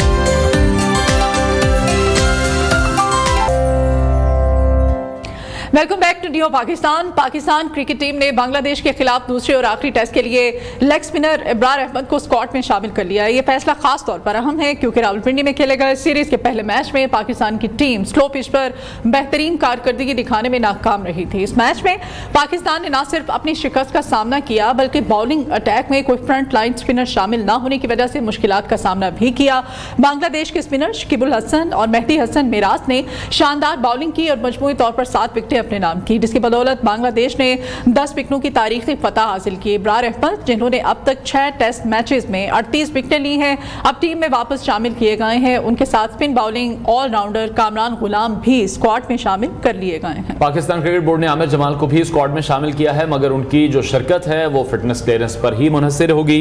और दूसरी तरफ हम ये देख रहे हैं कि आईसीसी ने हाल ही में टेस्ट फॉर्मेट की नई रैंकिंग भी जारी की है, जिसमें कुछ अहम तब्दीलियां भी सामने आई हैं। पाकिस्तान के स्टार बल्लेबाज बाबर आजम की रैंकिंग में 6 दर्जे की तनज़्ज़ुली हुई है और वो अब 9वें नंबर पर पहुंच चुके हैं। बाबर आजम की हालिया 2 इनिंग्स में 0 और 22 रन की कारकर्दगी ने उनकी रैंकिंग पर असर डाला है। दूसरी तरफ मोहम्मद रिजवान की हालिया शानदार कारकर्दगी ने उनकी रैंकिंग में 6 दर्जे की बेहतरी फराहम की है और वो अब 10वें नंबर पर पहुंच चुके हैं। नायब कप्तान सऊद शकील ने भी 1 दर्जा बेहतरी हासिल की है और वो 13वें नंबर पर पहुंच गए हैं। इसी तरह इंग्लिश बल्लेबाज जरूर बदस्तूर पहले नंबर पर मौजूद हैं, जबकि हैरी ब्रूक ने 3 दर्जे तरक्की हासिल की है और वो बाबर आजम, स्टीव स्मिथ और रोहित शर्मा को पीछे छोड़ते हुए 4थे नंबर पर पहुंच चुके हैं। बॉलर्स की रैंकिंग की बात करें तो बॉलिंग रैंकिंग में शाहीन शाह अफरीदी की 2 दर्जे तनज़्ज़ुली के बाद वो 10वें नंबर पर हैं, जबकि नसीम शाह ने 4 दर्जे तरक्की हासिल करके इस वक्त 33वें नंबर पर अपनी जगह बना ली है। इसी तमाम सूरत हाल पर हम बात करेंगे। स्पोर्ट्स एनालिस्ट सैयद मोहम्मद अवैस ने हमें ज्वाइन किया है। अवैस, बहुत शुक्रिया आपके वक्त के लिए। सबसे पहले बांग्लादेश के साथ जो हमारा टेस्ट मैच हुआ वो मैं चाहूँगा उस पर आपका भी कमेंट ले लेंगे। इब्रार अहमद की शमूलियत पाकिस्तान क्रिकेट टीम के लिए कितनी इंपॉर्टेंट हो सकती है, आपके ख्याल में क्या लगता है दूसरे टेस्ट में वो कितना फर्क डाल सकते हैं, क्योंकि अब उन्हें तो यही सोचकर लाया जा रहा है कि दूसरा टेस्ट मैच अब हमें इब्रार ही जितवाएंगे। अब देखें, देर है दुरुस्त है, लेकिन अब पता नहीं दुरुस्त आते भी नहीं आते। आखिरी टाइम तक कुछ पता नहीं होता हमारी टीम का कि आते ही नहीं आते इस मामले पे। इब्रार को आपको पता है बहुत अरसे से अगर हम बात करें तो वो उसको कैरी जरूर कर रहे हैं अपने साथ, वर्ल्ड कप पे भी रखा लेकिन सिर्फ बेंच लाइनअप तक रखा है, हमने ऐसा कोई चांस दिया नहीं। उस दिन भी आपको याद हो तो हम यही बात कर रहे थे कि आप ज्यादती एक लड़के के साथ क्या करते हो कि जिस वक्त उसके पास मैच प्रैक्टिस होती नहीं है, आप उस कंडीशन के अंदर उसको लेके आते हो जहां पर आपकी डू एंड डाई सिचुएशन इस वक्त आपकी बनी हुई। आपने 9 टेस्ट मैचेस खेलने, वर्ल्ड चैंपियनशिप क्वालिफाई करने के लिए, फाइनल्स की बात करो, और आपने 9 के 9 अब जीतने हैं। ये मुश्किल है, आसान नहीं होगा, क्योंकि आगे आपने इंग्लैंड के खिलाफ सीरीज पाकिस्तान में ही खेलनी है। इब्रार अहमद के साथ आपको पता है कामरान गुलाम की बात हो रही है कि उनको शायद इंक्लूड किया जाए। उसके अलावा हुरैरा का अभी तक मैं बड़ा हैरान था कि हुरैरा का नाम अभी तक क्यों नहीं आया, क्योंकि डोमेस्टिक में उनकी कंसिस्टेंट परफॉर्मेंस रही है। फिर पिंडी की विकेट पे भी वो 150 के करीब स्कोर कर चुके हैं। तो आमिर जमाल, जैसे आपने कहा, फिटनेस टू सब्जेक्ट है उनका, लेकिन पाकिस्तान टीम को कहीं ना कहीं मैं कहता हूँ कि शायद अब थोड़ा सा ना जो आपके प्रीमियम प्लेयर्स हैं, खास करके शाहीन की बात कर लो, आपने पिछले मैच में भी देखा वो आपको ऑफ कलर नजर आ रहा था कि ज्यादा लिमिटेड ओवर्स खेलने की वजह से उनके पास ज्यादा एक्सपीरियंस, वो 5 डे क्रिकेट की कहते हैं ना वापसी आपको बॉडी चाहिए होती है, वो थोड़ा सा मुश्किलात का शिकार नजर आपको आई। तो आप उनको रेस्ट दें, आपको देना पड़ेगा। मीर हमजा एक टॉप का आपके पास बॉलर मौजूद है जिसने ऑस्ट्रेलिया में भी, याद हो आपको, कमर तोड़ दी थी ऑस्ट्रेलियन टीम की पकड़ के। डोमेस्टिक के अंदर उसकी 500-600 विकेटें मौजूद है। तो फिर यार एक पूरी की पूरी केस स्टडी आपके पास है, उसको टीम में क्यों नहीं लाया जाता, ये बहुत बड़ा एक सवालिया निशान है। उसके बाद बाबर आजम की बात करें, जैसे आप भी कह रहे थे, बाबर आजम की परफॉर्मेंस की बात अगर करूं 2021 में, 2022 से 21 की मैं बात कर रहा हूं, तो उनकी जो टेस्ट एवरेज थी वो अराउंड थी 53-54 के करीब थी। अगर अब आप बात करें तो वो ड्रॉप होगी 37-38 के ऊपर। इतना बड़ा ड्रॉप उनके उसमें जो मामला क्रिकेट बोर्ड में होते हुए है, वो भी मुझे पता है कि वो साइकोलॉजिकल प्रेशर क्रिएट करते हैं। तो दैट मींस कि पाकिस्तान क्रिकेट बोर्ड को इनसे बात करके या प्लेयर को खुद अपना एहसास होना चाहिए कि थोड़ा सा मैं रेस्ट लूं, मैं ताकि जाके बेंच लाइनअप पे बैठूं, सोचूं कि आखिर मसला मेरे साथ क्या चल रहा है, एक रेस्ट देते अपनी बॉडी को। लेकिन हमारे यहाँ मसला ये ना, पाकिस्तान क्रिकेट के अंदर वो चीज चलती नहीं है। क्यों? कहीं ना कहीं वो डर फैक्टर एक जरूर होता है कि यार अगर मैं रेस्ट पे चला गया, दूसरा परफॉर्म कर गया, तो मेरा वापसी आना मुश्किल हो जाएगा। अच्छा वैसे आपने बहुत सारे इश्यूज जो हैं वो आपने हाईलाइट किए हैं। मैं चाहूंगा वन बाय वन हम उसको डिस्कस करें। जैसे आपने इब्रार की बात की है, और ये पहले भी बहुत बार हो चुका है कि हमने इस तरह के कई प्रेशर मैचेस खिलाकर अपने बहुत से जो लड़के हैं उनका करियर भी खराब होते देखा है, कि वो फिर उसको आप प्रेशर मैच में लेकर आते हैं जहां आपको लगता है डू एंड डाई की सिचुएशन है, जिस तरह से आपने भी कहा, फिर उस पर इतना प्रेशर डल जाता है कि वो परफॉर्म नहीं कर पाता और उसके बाद फिर उसको मौका ही नहीं मिलता। देखिए, आपके पास अगर स्पिन बॉलिंग ऑप्शन की अगर बात करूं, आपको पता है अजहर भाई भी इस चीज को हाईलाइट कर चुके हैं, अजहर महमूद के पाकिस्तान में ऐसा आपके पास स्पिन बॉलिंग ऑप्शन डोमेस्टिक के अंदर मौजूद नहीं है। आपके पास डोमेस्टिक के अंदर मौजूद है, लेकिन मसला ये है कि वो लड़के आपके खेलते हैं ज्यादा लिमिटेड ओवर्स क्रिकेट, वो 4 डे क्रिकेट नहीं खेलना पसंद करते। जो आपकी यंग लॉट की मैं बात कर रहा हूँ, जो आप ऊपर आ रही है, वो 4 डे नहीं खेलती, वो T20 खेलती है। इब्रार की अगर टेस्ट एवरेज की बात करूं, जो आप भी अपना बात कर चुके हैं, फर्स्ट क्लास में उसकी बैक टू बैक विकेट्स हैं, उसकी एवरेज भी बहुत अच्छी है। लेकिन होता है कि जिस वक्त आप फर्स्ट क्लास खेल रहे होते हो, उसका प्रेशर अलग होता है, इंटरनेशनल लेवल का प्रेशर अलग होता है। आपने इब्रार को एक स्पिनर रखा हुआ अपनी टीम के अंदर, जिसको ऑब्वियसली मैं भी कहता हूं उसको चांस देना चाहिए, लेकिन एनालिस्ट इतने तेज होते हैं बाहर बैठे हुए कि आपको वो अगले ओवर के अंदर पकड़ लेते हैं कि इसका वीक पॉइंट क्या है, इसका स्ट्रॉन्ग पॉइंट क्या है। आपने सिर्फ इब्रार के ऊपर दारोमदार रखा हुआ है, और वो प्रेशर सिचुएशन एक प्लेयर के ऊपर भी आ जाती है कि यार पूरी की पूरी टीम मेरे ऊपर बैंग कर रही है, मैंने जाके परफॉर्म करना है। उसकी एज सच मैच प्रैक्टिस है कोई नहीं। कामरान गुलाम की बात करूं, जब वो लड़का परफॉर्म कर रहा था, बैक टू बैक स्कोर कर रहा था, उस लड़के को आपने चांस नहीं दिया पाकिस्तान टीम के अंदर। डोमेस्टिक के अंदर उसके अंबार है रन्स के, वो बेचारा इतना डिसहार्ट हो गया था कि वो कहता था कि मैं शायद मुल्क छोड़ के बाहर चला जाऊं, कहीं और जाके मैं सेटल हो जाऊं, ताकि मुझे कहीं ना कहीं चांस तो मिलेगा। अब आप उसको इस सिचुएशन के अंदर अगर खिलाते हो, लेके आओगे कि जहां पर आपकी डू एंड डाई सिचुएशन है, आप प्रेशर सिचुएशन के अंदर लड़के को उतारोगे रिलैक्स करके, तो उतारोगे नहीं कि जाओ जाके अपनी गेम खेलो यहाँ पर। तो ये पाकिस्तान क्रिकेट को कहीं ना कहीं सोचना पड़ेगा इस चीज पे। जब आप सफाई की बात कर रहे हैं, तो ये डोमेस्टिक के अंदर मैंने कहा था ना कि आपको काउंटेबल लोगों को ठहराना पड़ेगा, जो लड़कों के कैरियर के साथ खेलते हैं, पाकिस्तान टीम तक नहीं आने देते। ठीक है वैसे कुछ रावलपिंडी टेस्ट की तरफ भी आते हैं। रावलपिंडी टेस्ट में खेला गया जो मैच था, उसमें स्लो पिच पर पाकिस्तान की जो बताइएगा फास्ट बॉलिंग थी, उसकी अहमियत के बारे में आप मजीद क्या कहेंगे हमें, कि किस तरह से पाकिस्तानी क्रिकेट टीम की जो परफॉर्मेंस है और उनकी जो नाकामी है, इसकी मेन रीजंस आप क्या समझते हैं? देखिए, जब आप टेस्ट क्रिकेट की बात करते हैं, तो जब आप होम कंडीशंस की बात करें, चाहे वनडे और T20, तो आपको होम कंडीशंस का एडवांटेज होता है। क्यूरेटर्स कोशिश करते हैं कि आपकी जो टीम उसके स्ट्रॉन्ग पॉइंट्स हैं, उसके हिसाब से वो विकेट जो उनकी तैयार करें। मसला सारा का सारा आपका नजर आया कि अगर आप शाहीन की बात करें, शाहीन शाह अफरीदी का जो मैंने कहा ना कि जो इश्यूज चलते हुए पाकिस्तान क्रिकेट बोर्ड के अंदर, वो परफॉर्मेंस पे ऑब्वियसली आपके वो अपना कहीं ना कहीं इन्फेक्ट होता है, आपको अफेक्टेड होते हैं आप उसमें। चाहे फिर आपने लिमिटेड ओवर्स बहुत ज्यादा खेली, आपने 4 डे क्रिकेट नहीं खेली इतनी ज्यादा। नसीम शाह 13 महीने के बाद वापस आ रहे हैं। मुझे पता है पिच की भी कंप्लेन है, पिच के अंदर एज सच को ज्यादा सपोर्ट नहीं थी, लेकिन अगर आप वही बांग्लादेश के फास्ट बॉलर्स को उठा के देख लें, तो उनको भी तो सपोर्ट मिली है ना, उनके लड़कों ने भी तो कहीं ना कहीं वो भी उसी पिच पर खेले हैं। तो आप देखें यहाँ पर, तो ये चीज आपको ज़हन में रखनी पड़ेगी कि आपका मसला सबसे बड़ा ये है कि आपके लड़के ज्यादा या तो फ्रेश लेग्स नहीं है, वो प्रेशर जो सिचुएशन पीछे से गुजरती हुई उनके ज़हन में आ रही है, एक सबसे बड़ा वो मसला है। फिर दूसरा, आपके जो बैट्समैन है, पाकिस्तान की एक हिस्ट्री रही है टेस्ट मैच के अंदर कि जहां पर तीसरा और चौथी इनिंग्स पाकिस्तान की होती है, वहां पर कहीं ना कहीं पाकिस्तान टीम हमेशा कहीं कोलैप्स होती है, और आपको वो नजर भी आया जिस तरीके से पाकिस्तान टीम परफॉर्म कर रही थी। आपको कुछ चेंजेस पाकिस्तान टीम में अगले टेस्ट मैच के लिए करने पड़ेंगे, और सख्त डिसीजंस मैं कहता हूं लेने पड़ेंगे। लेकिन अवैस आप किस तरह से देख रहे हैं, शाहीन जब से हमने देखा इंजरी से वापस आए हैं, वो उस तरह से परफॉर्म नहीं कर पा रहे हैं। यकीनी तौर पर हमारा एक बहुत बड़ा एसेट है, प्राइम फास्ट बॉलर हैं पाकिस्तान के, और उनकी खासियत है कि पहले ओवर्स में वो विकेट्स निकालते हैं पाकिस्तानी टीम के लिए, तब पाकिस्तानी टीम का एक जो मोमेंटम है वो बड़ा अच्छा सेट हो जाता है। लेकिन क्या प्रॉब्लम है कि अब ये क्या लाजमी हो चुका है कि हर मैच में हम शाहीन को खिलाएंगे, उन्हें रेस्ट नहीं देंगे। आप बात ठीक कर रहे हैं कि प्लेयर्स भी कहीं ना कहीं इनसिक्योर हमें दिखाई देते हैं, लेकिन ये तो बोर्ड की जिम्मेदारी है कि वो डिसाइड करे कि किस प्लेयर को कब खिलाना है। देखिए, आपने एक बड़ी अच्छी बात की यहाँ पर। अगर शाहीन की बात करें, मैं खुद भी और हर पाकिस्तानी सख्त में होगा कि यार चैंपियंस ट्रॉफी है आपकी, यहाँ जो बड़े टूर्नामेंट्स हैं, शाहीन आपका स्ट्राइक फास्ट बॉलर हकीकत है, नो डाउट। लेकिन स्ट्राइक फास्ट बॉलर की आप बात करें, स्ट्राइक फास्ट बॉलर होता है कि जो आपको पहले 2 से 3 ओवर के अंदर क्रूशियल ब्रेक थ्रू लेके, जो शाहीन शाह अफरीदी करते थे, मैं थे की बात कर रहा हूँ, वो T20 फॉर्मेट्स में करते हुए हैं। टेस्ट के अंदर आपकी उनकी जो परफॉर्मेंस देखें, आज आपने खुद आईसीसी की रैंकिंग की बात की है, वो नीचे आ चुकी है आईसीसी रैंकिंग में, क्योंकि आपने ज्यादा 4 डे क्रिकेट नहीं खेली, आप लीग क्रिकेट को ज्यादा तरजीह देते हुए। दूसरा, कहीं ना कहीं शाहीन शाह अफरीदी की अगर बात करूं, बाबर की बात करूं, ये 2 आपके एसेट प्लेयर्स है ना, बड़े प्लेयर्स की मैं बात कर रहा हूं, जिनका हर जगह नाम बोला जाता है।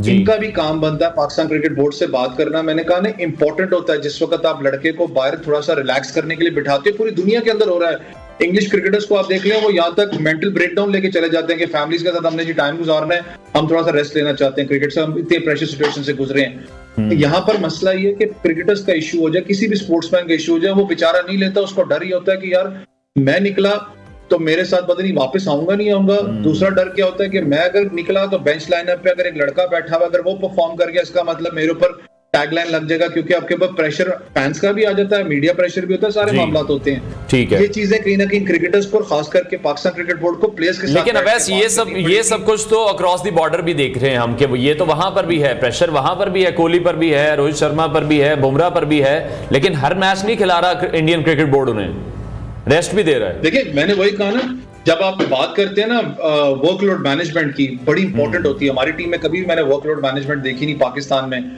आपको वर्कलोड मैनेजमेंट करनी पड़ती है। आज आप इंडिया टीम की क्यों बात करते हैं कि उनके लड़के जो उनसे फिट है पूरी दुनिया के अंदर, लिटिल इंडिया टीम बहुत अच्छी है। देखें, एग्री करना पड़ेगा आपको इस चीज पे, उनके लड़के अंडर 19 लेवल से आ रहे हैं। 80% इस वक्त 70 कहता था, अब 80% उनकी टीम जो है वो इंडिया की अंडर 19 लेवल से है।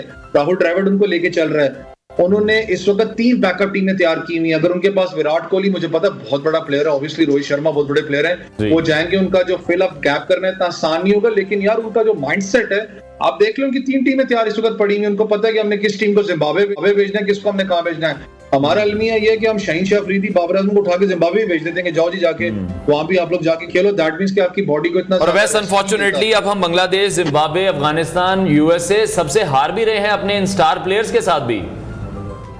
देखिए ना, इनॉर्बिट थोड़ा सा आप पीछे अगर चले जाए, मैं किसी कोच का नाम नहीं लूंगा, किसी उसका सेटअप का नाम नहीं ले रहा, सिर्फ मैं एक बात ही कर रहा हूँ कि यही टीम थी आपकी जो आईसीसी वनडे रैंकिंग में नंबर 1 भी हुई। जी बिल्कुल। यही टीम थी जो T20 वर्ल्ड कप का फाइनल भी खेला, T20 वर्ल्ड कप का सेमीफाइनल भी खेला, बैक टू बैक परफॉर्मेंसेस रही। पूरी दुनिया बात करने लग पड़ी कि भाई पाकिस्तान टीम T20 के अंदर अनबीटेबल है। आपने टेस्ट चैंपियनशिप भी आपने एक दफा उठा चुके हो, मैच जोन सी मैं बात कर रहा हूँ। डाउनफॉल क्यों आया? डाउनफॉल इसलिए आया जो साल 2 के अंदर जो मामला पाकिस्तान क्रिकेट बोर्ड के अंदर रहे हैं, इतनी इंस्टेबिलिटी रही है आपके क्रिकेट बोर्ड के अंदर कि वो कहीं ना कहीं प्लेयर्स, एक इंसान है ना, मैंने उस दिन भी लास्ट टाइम बात की थी कि उसके दिमाग में शक पड़ जाता है कि यार पता नहीं इसने मेरे खिलाफ कोई साजिश की है या उसने मेरे खिलाफ साजिश की है।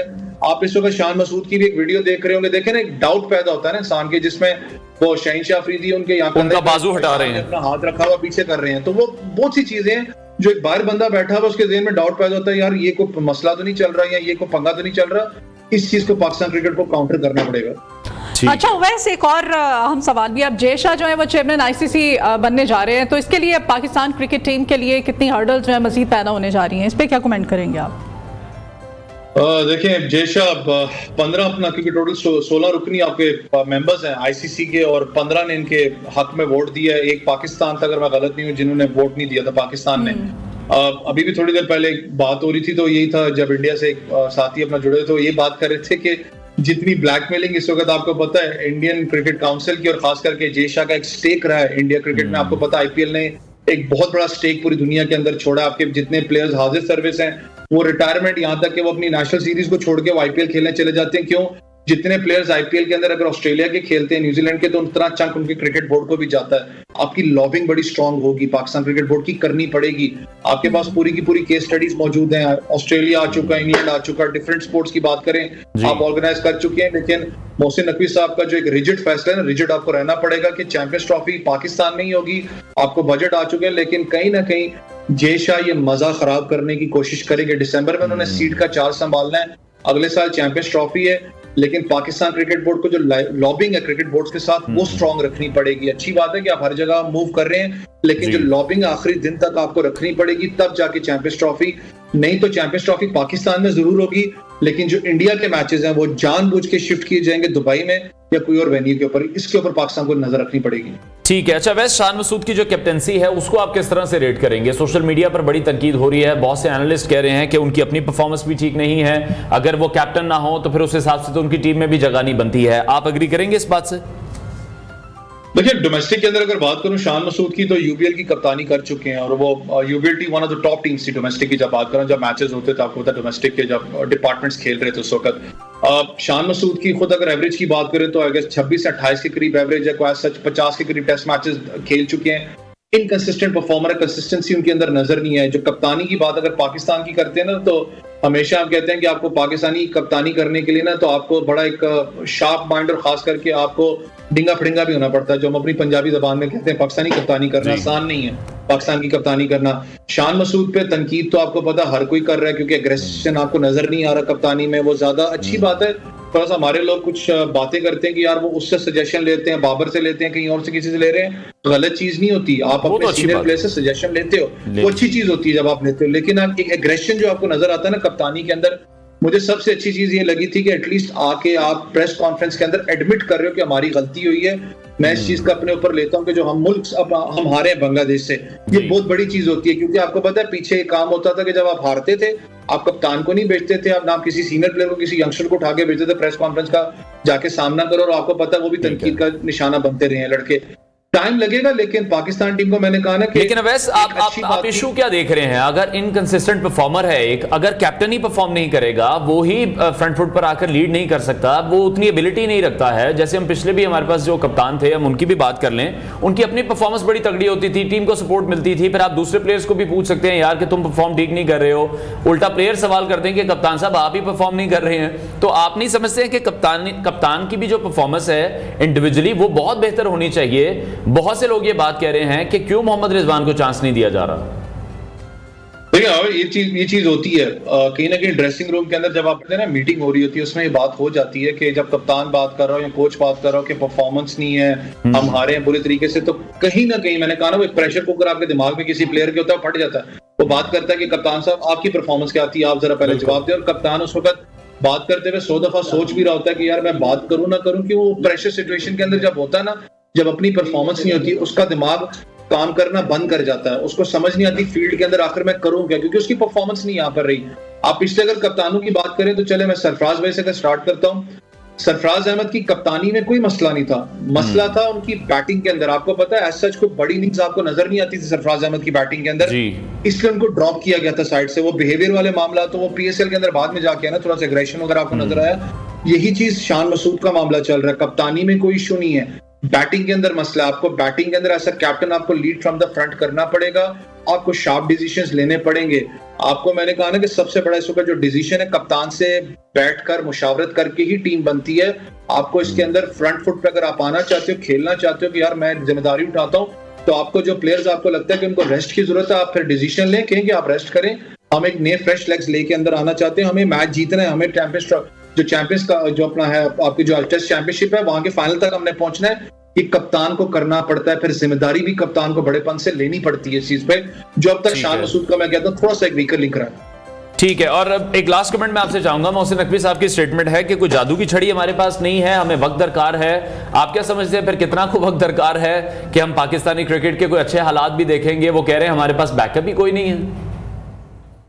देखिए ये तो बात है, कोई भी क्रिकेट बेशक मैं अगर यहाँ बाहर बैठ के अगर मैं भी कह दूं कि जी मुझे पाकिस्तान नेशनल टीम का कोच लगा दें, तो हकीकत बात है कि एक सीरीज के अंदर तो मैं कुछ नहीं कर सकता, क्योंकि आपको समझने में सेटअप इतना टाइम लग जाता है कि आप खुद भी परेशान हो जाते हो कि भाई आखिर हुआ क्या। पाकिस्तान क्रिकेट के अंदर जो एडमिनिस्ट्रेशन के अंदर मैनेजर्स हैं या लड़के जो मैं कहूँ कि पाकिस्तान टीम के साथ काम करें, उन बेचारों की इतनी उम्रें नहीं है, खुदा की कसम उनकी दाढ़ियां चिट्टी हो गई हैं, यकीन माने इतना प्रेशर से आप गुजरते हो वहां पर। लेकिन सबसे बड़ा जो इस वक्त जो मामला मोहसिन नकवी की बात करूं वो ये है कि मोहसिन नकवी साहब जो स्टेटमेंट दे रहे हैं, मैंने कहा था आपके प्रोग्राम में, इंप्लीमेंट कर कितनी होती है वो बड़ा इंपॉर्टेंट है। यहाँ पर आप डोमेस्टिक की बात करते हो, अंडर 19 की बात करते हो, पाकिस्तान ए की बात करते हो, बैकअप प्लेयर्स आपके पास क्यों नहीं आ रहे? क्योंकि आपने पाकिस्तान शाहीन्स के टूर कितने रखे हुए थे, अब जाके तो आपने पाकिस्तान शाहीन्स के टूर स्टार्ट किए हैं। पीछे अगर मैं चला जाऊं, आपके डोमेस्टिक के अंदर कौन सा लड़का आपने कोई किया हुआ है कि उसके सेंट्रल कॉन्ट्रैक्ट के अंदर कि आपने इतने फर्स्ट क्लास मैचेस खेलने तब एलिजिबल हो पाकिस्तान टीम के लिए? आपने नहीं किया हुआ, तो इसलिए तो वो लड़के T20 खेलने चले जाते हैं। आपके पास लॉन्गर फॉर्मेट का कहां से बॉलर एक आएगा? स्पिनर की बात करूं, वो कहां से आएगा?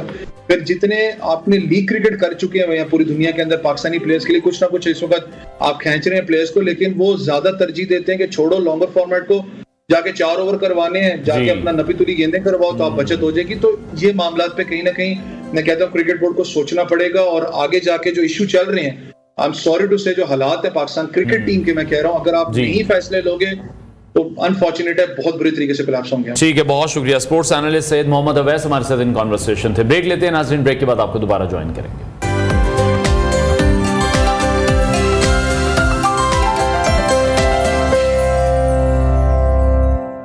वेलकम बैक नाज़रीन, और आज हम आपको इंग्लैंड की एक शानदार खातून की हैरत अंगेज खबर से आगाह करेंगे, जिन्होंने अपनी उम्र के 102 बहारें देखने के बाद स्काई डाइविंग करके सबको हैरान कर दिया है। बरतानवी नशरियाती इदारे की रिपोर्ट के मुताबिक 102 साला मैनेट बैली ने अपनी 102वीं सालगिरह के मौके पर बेसिल्स एयरफील्ड से स्काई डाइविंग की है। ये ना सिर्फ उनकी ज़िंदगी का एक यादगार लम्हा था बल्कि बरतानिया में सबसे उम्र रसीदा स्काई ड्राइवर बनने का एहसास भी उन्होंने हासिल किया है। मैनेट बैली की स्काई डाइविंग के बाद बातचीत करते हुए ये कहना था उनका कि ये थोड़ा सा मुश्किल था। डाइविंग के दौरान उनकी सांस रुकने लगी थी और उन्होंने कहा कि मैं एतराफ़ करती हूँ कि मैंने अपनी आंखें बंद कर दी थी। उनका ये भी कहना था कि मैं बस 80-90 बरस के दूसरे लोगों से कहना चाहती थी कि हार मत माने, बस चलते रहिए। हमारी स्क्रीन पर भी ये मनाजिर आप इस वक्त मुलाहिजा कर रहे हैं। यकीनी तौर पर किसी भी इंसान की ज़िंदगी के लिए ये सबसे हैरानकुन मनाजिर होंगे और जब आप इस उम्र में भी पहुंच जाते हैं तो ये यकीनी तौर पर बहुत ज़्यादा मुश्किल है। ये हैरत अंगेज़ वाक़या मैनेट बैली की पुरअमन और पुरजोश शख्सियत का आकाश है जो उनके लिए ना सिर्फ एक चैलेंज था बल्कि अपनी उम्र के बावजूद ज़िंदगी की खूबसूरती को महसूस करने का ये एक मौका भी उनके पास था। मैनेट बैली से कबल बरतानिया की उम्र रसीदा तरीन पैराशूट टेस्ट का एजाज़ वार्डन हाइस के पास था जिन्होंने 2017 में 101 साल 38 दिन की उम्र में स्काई डाइविंग की थी। वार्डन हाइस ने अपने वक्त में भी अपनी जवामर्दी और हौसले का मुजाहरा किया था और मैनेट बैली ने उनका रिकॉर्ड तोड़ दिया है। ये नया संग मील कायम किया है और ये पहली बार नहीं है कि इन्होंने सबको हैरान किया है। इससे पहले भी उन्होंने अपनी 100वीं सालगिरह पर इंग्लैंड के सिल्वरस्टोन फार्मूला रेसिंग ट्रैक पर 130 मील फी घंटा की रफ्तार से फरारी दौड़ाकर दुनिया को अपनी जबरदस्त जवाबमंदी का मुजाहरा भी किया था। वो खबर भी हमने आपके साथ शेयर की थी और यकीनी तौर पर ये जो कारनामे ये कर रही हैं ये इनकी बहादुरी का भी मुंह बोलता सबूत है और इससे ये भी पता चलता है कि इनको एडवेंचर्स का कितना ज़्यादा शौक है। ये कारनामे ना सिर्फ मैनेट बैली की बहादुरी और ज़िंदगी के लिए मोहब्बत को जाहिर कर रहे हैं बल्कि उनकी उम्र की जो महदूदियत है उसको भी चैलेंज कर सकते हैं और करते हुए भी हमें दिखाई दे रहे हैं। कुछ ऐसे एक्सपीरियंस है जो मैं खुद भी कर चुका हूँ। स्काई डाइविंग का एक्सपीरियंस मैं खुद भी आज से 10 साल पहले कर चुका हूँ और यकीनी तौर पर यह बिल्कुल आसान नहीं होता, बहुत मुश्किल काम होता है। जिस तरह से वो भी अपना एक्सपीरियंस शेयर कर रही हैं, 102 साल की वो हो चुकी हैं, उसके बावजूद उन्होंने इतनी हिम्मत की है। यकीनी तौर पर ये बिल्कुल भी आसान काम नहीं है। इसके लिए बहुत ज़्यादा हिम्मत चाहिए, बहुत ज़्यादा आपको करेज चाहिए होती है और आपको बहुत ज़्यादा हौसला चाहिए होता है। ब्रेक लेते हैं नाज़रीन, ब्रेक के बाद आपको दोबारा ज्वाइन करेंगे।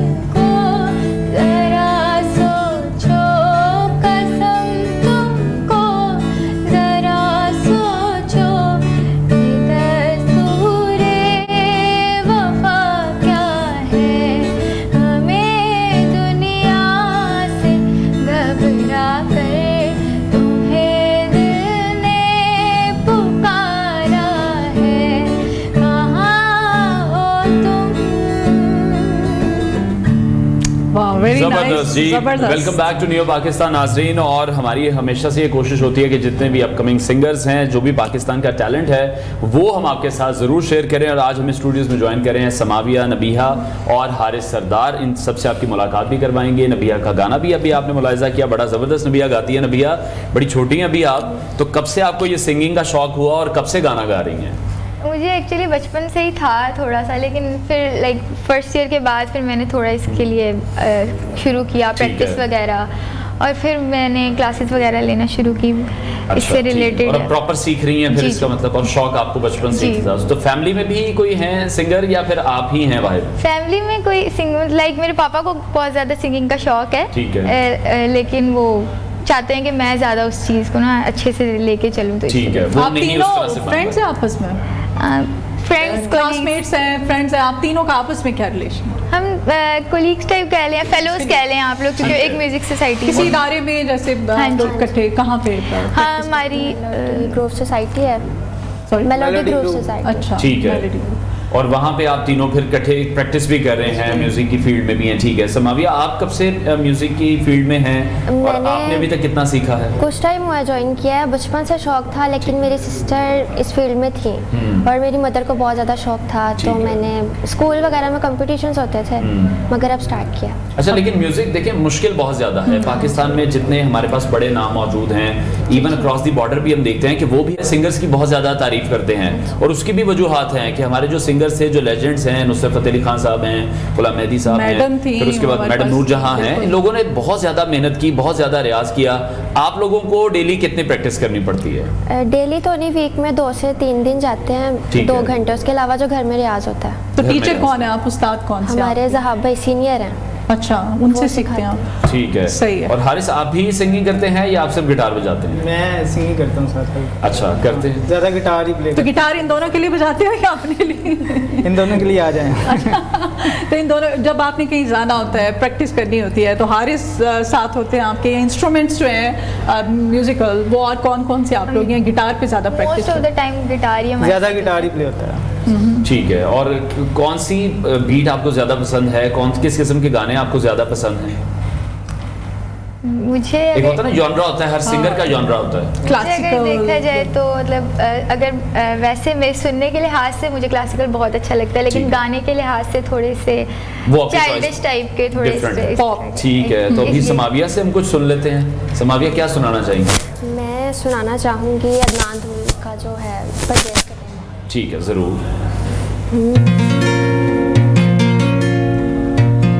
सोना ते मैथों दूर गया है, होके सजन मजबूर गया है, अखियां दे वास्ते खुशियां होवन, होके हिजर विच चूर गया है, सजना पया परदेस कटेंदा है, सजना नू दूरों दूरों वेंदा है, साडी ते सारी सुनदा है, पर अपनी पीड़ नहीं वेंदा, सोना भजेंदा सानू कमाया, सोना मनावे दा पराया, आजा सोनिया गलियां सुंजियां, सानू कबूल वे तेरी लड़ाइयां, रोंदे बदल में बरसेंदा है, डाठा तैनू याद करेंदा है, इस महीने तू आ वंजना है, रोज अपने दिल नू दसेंदा है, सोने वतना नू मुड़ के आवंजे, दो दिहाड़े मुखता विखावंजे, रोज तकेंदे राह तेरी। जबरदस्त, वेरी गुड। समाविया, बहुत अच्छा गाती हैं आप। आपके जो फेवरेट सिंगर हैं या आपके जो जिनसे इंस्पिरेशन है, कौन से सिंगर्स हैं पाकिस्तान में भी? इवन मुझे ज़्यादा सूफी में इंटरेस्ट है, तो आपदा जी, हदीका कियानी एंड सनम मारवी।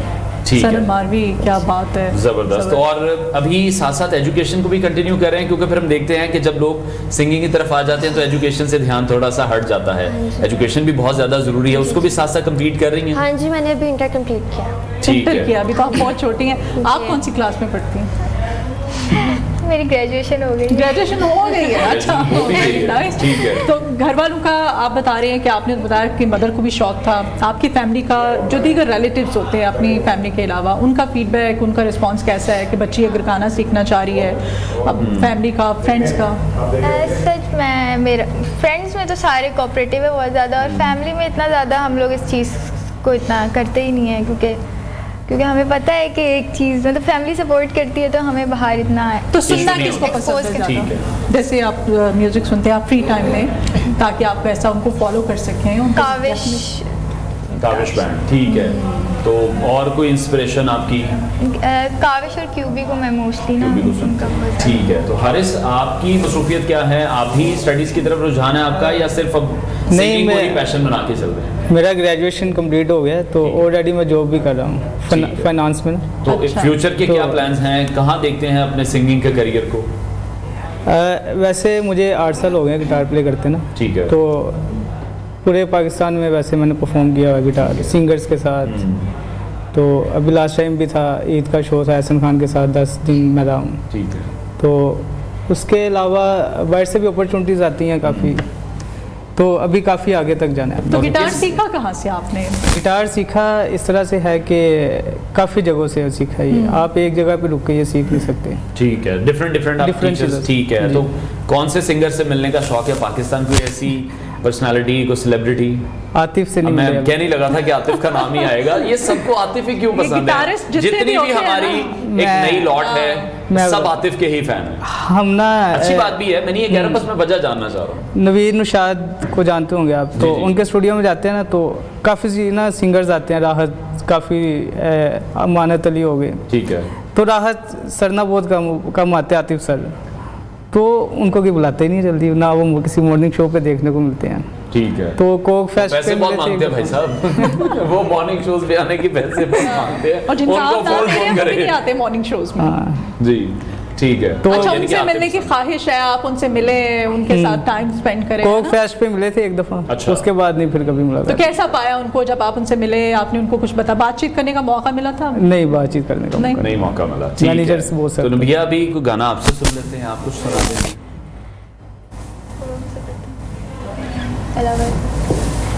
हम सब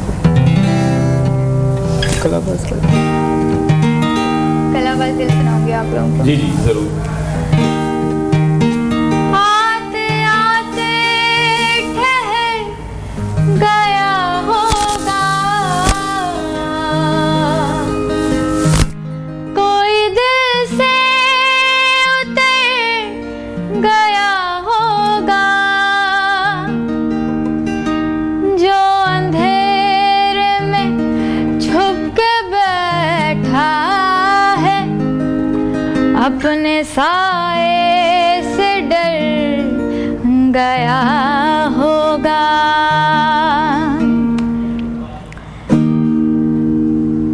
नादान क्या ढूंढे है तू अखबार में, हर चीज तो बिकती नहीं बाजार में, हंस के अगर एक बार तू जो मांग ले, दिल दो है क्या जो और दूं मैं प्यार में, फंदे हैं तेरी ये बातें, हैं जाली जुल्फ की रातें, मुझको नहीं इनमें सुलगना, रख हुस्न की ये सौगातें, तेरे चक्करों में मैं तो आने ना लगा, कलाबाज दिल है मेरी जाने क्या कहे, कदर जो न जाने उसके पीछे ही रहे, किसी की वफा पे हाय, किसी की वफा पे कोई और मरे, कलाबाज दिल है मेरी जाने क्या कहे, कदर जो न जाने उसके पीछे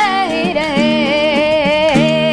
जबरदस्त। आप तो साथ साथ एक्सप्रेशन भी दे रही हैं, और वो हम गाने में फिर उसको फील भी कर पा रहे हैं। सुर को तो आप गिटार है ज़ाहिर हम समझ सकते हैं, लेकिन वो जो लय को आप बरकरार रखती हैं, वो जो उतार चढ़ाव है उसको बड़ा मेंटेन रखती हो यार, इतनी छोटी सी उम्र में, इतनी कम सेहत में, ये कैसे? वो बड़ा मुश्किल होता है कि आप उस सुरों के साथ अपने आप को बैलेंस रखना, वो कैसे सीखा? एक्चुअली मैंने आपसे कहा ना कि मुझे वो थोड़े चाइल्डिश टाइप के इस तरह के सॉन्ग्स पसंद है, क्योंकि इसमें ना आप एक बात कर रहे होते हो, थोड़े अपने आप को एक्सप्रेस कर रहे हो उस तरह के अंदाज में, तो इस वजह से मतलब ऐसे सॉन्ग्स गाने में ना मुझे ज़्यादा आहिस्ता आहिस्ता कॉन्फिडेंस इसलिए बिल्ड हुआ क्योंकि मैं काफ़ी अरसे से गा रही हूँ, तो इस वजह से मुझे एक्सप्रेशन जिस तरह बंदा घर में करता है वो आहिस्ता आहिस्ता चीज़। कभी किसी कॉन्सर्ट वगैरह में, जैसे कॉलेज के अलावा यूनिवर्सिटी वगैरह में भी मतलब लाइक कॉन्सर्ट वगैरह अपना किया है, और वहाँ पे परफॉर्म अच्छे से आप कर चुकी हैं। जी जी ठीक है। तो गला बहुत ज़्यादा यकीनी तौर पर इम्पॉर्टेंट है हर किसी सिंगर के लिए, उसको मेंटेन रखने के लिए आप लोग क्या करते हैं? कोई रेमेडी, कोई स्पेशल, उसका क्या ख्याल रखते हैं? क्योंकि गला सिंगर्स का हमने बहुत बार देखा है बहुत खराब रहता है। अभी तो उनकी बर्गर खाने की, पिज्जे खाने की, है ना, ड्रिंक्स पीने की उम्र, क्या आपको ख्याल रखना पड़ता है या नहीं? इतना ज़्यादा नहीं रखना, जिससे कल रात को भी मैंने गोलगप्पे खाए थे। ठीक है। तो इतना नहीं, लेकिन हाँ एक्स्ट्रा ऑर्डिनरी आपको खट्टी चीज़ों से परहेज करना पड़ेगा, एक लिमिट होती है। ठीक है। तो नबिया क्या शौक है? प्लेबैक सिंगिंग की तरफ जाना है, या फिर जैसे दूसरे स्टार्स देखते हैं कि उनका शौक ज़्यादा होता है कि कॉन्सर्ट्स उन्होंने ज़्यादा करने हैं? मेरा ये है कि लाइक मुझे इसको ना सोर्स ऑफ फंडिंग नहीं, लाइक एक पैशन टाइप उस चीज़ में बनाना है। लाइक अगर इसको सोर्स ऑफ फंडिंग बनाया तो फिर लाइक हम किसी और ही रूट पे चले जाएंगे। ये भी अच्छा एक होता है कि अगर आप अपने पैशन को ही परस्यू करते हैं और वो आपका प्रोफेशन बन जाता है, इसमें भी कोई बुराई नहीं है। हाँ, लेकिन अगर आप मतलब जो आपकी टाइप ऑफ सॉन्ग्स है उसी कैटेगरी में अगर आप कैटेगरी में उसी कैटेगरी में चलते रहे तो फिर बहुत बेस्ट है कि आप, क्योंकि जब आप पैसे नहीं कमाते हैं तो फिर पैशन भी आहिस्ता आहिस्ता आपसे दूर हो जाता है। तो दोस्त सिंगर ही बनाते हैं आप लोग, या दोस्तों के मामले में क्या मतलब आप किस चीज़ का ख्याल रखते हैं, कोशिश करते हैं? जैसे क्योंकि हम जैसे खुद होते हैं, हमारी कोशिश होती है हमारे इर्द गिर्द के लोग भी वैसे ही हैं और हमारे दोस्त भी अक्सर वैसे ज़ाहिर होते हैं, तो क्या मतलब दोस्ती करते हुए ज़्यादातर सिंगर्स हैं, गाने वाले हैं, किस तरह से? ज़्यादा दोस्ती नहीं है, बस कॉलेज में या कॉलेज में कुछ फ्रेंड्स हैं। अब लाइक हम स्टूडेंट्स हैं तो हमारे अलग अलग किस्म के बच्चे होते हैं, उनमें से कुछ गाने वाले होते हैं, कुछ आर्टिस्ट होते हैं, कुछ ऐसे होते हैं, तो इस वजह से अभी तक तो हमारी कोई कैटेगरी एक स्पेशल नहीं है। ठीक है, तो समाविया अभी तक कोई गाना आपने अपना लिखा हो या कोशिश कर रही हो या दिल चाहता हो कि खुद से भी कुछ लिखें? नहीं, अभी तक ऐसा कुछ नहीं है, अभी मैं सिर्फ सुन के सीख रही हूँ। ठीक है। हारिस आप काफी शायर से लगते हैं मुझे, नहीं कम बोलते हो, गिटार बजाने पे मुझे लगता है ज्यादा फोकस है आपका, है ना? नहीं, ये जूनियर्स है ना, तो अच्छा, तो अपने आप को जरा वो ठीक है होना चाहिए, जूनियर्स पे एक रोब होना चाहिए आपका। ठीक है, चलें समाविया से अब कुछ सुन लेते हैं। समाविया क्या सुनाना चाहेंगी? मैं आपदा जी का नारा मस्ताना सुनाऊंगी। जी जरूर।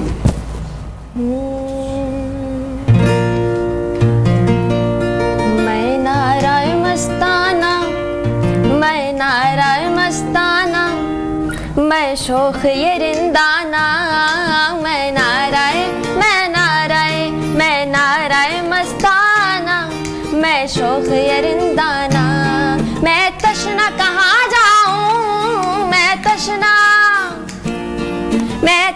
कहाँ जाऊँ, पी कर भी कहाँ जाना, मैं नाराय मस्ताना, मैं शोख ये रिंदाना।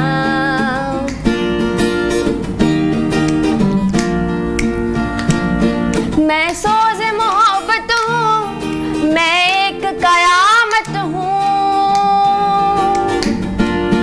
मैं सोज़े मोहब्बत हूँ, मैं एक कयामत हूँ, मैं इश्क़ नदामत हूँ, मैं इश्क़ नदामत हूँ, मैं दो हर एक दाना, मैं नाराय मस्ताना, मैं नाराय मस्ताना, मैं शोख ये रिंदाना।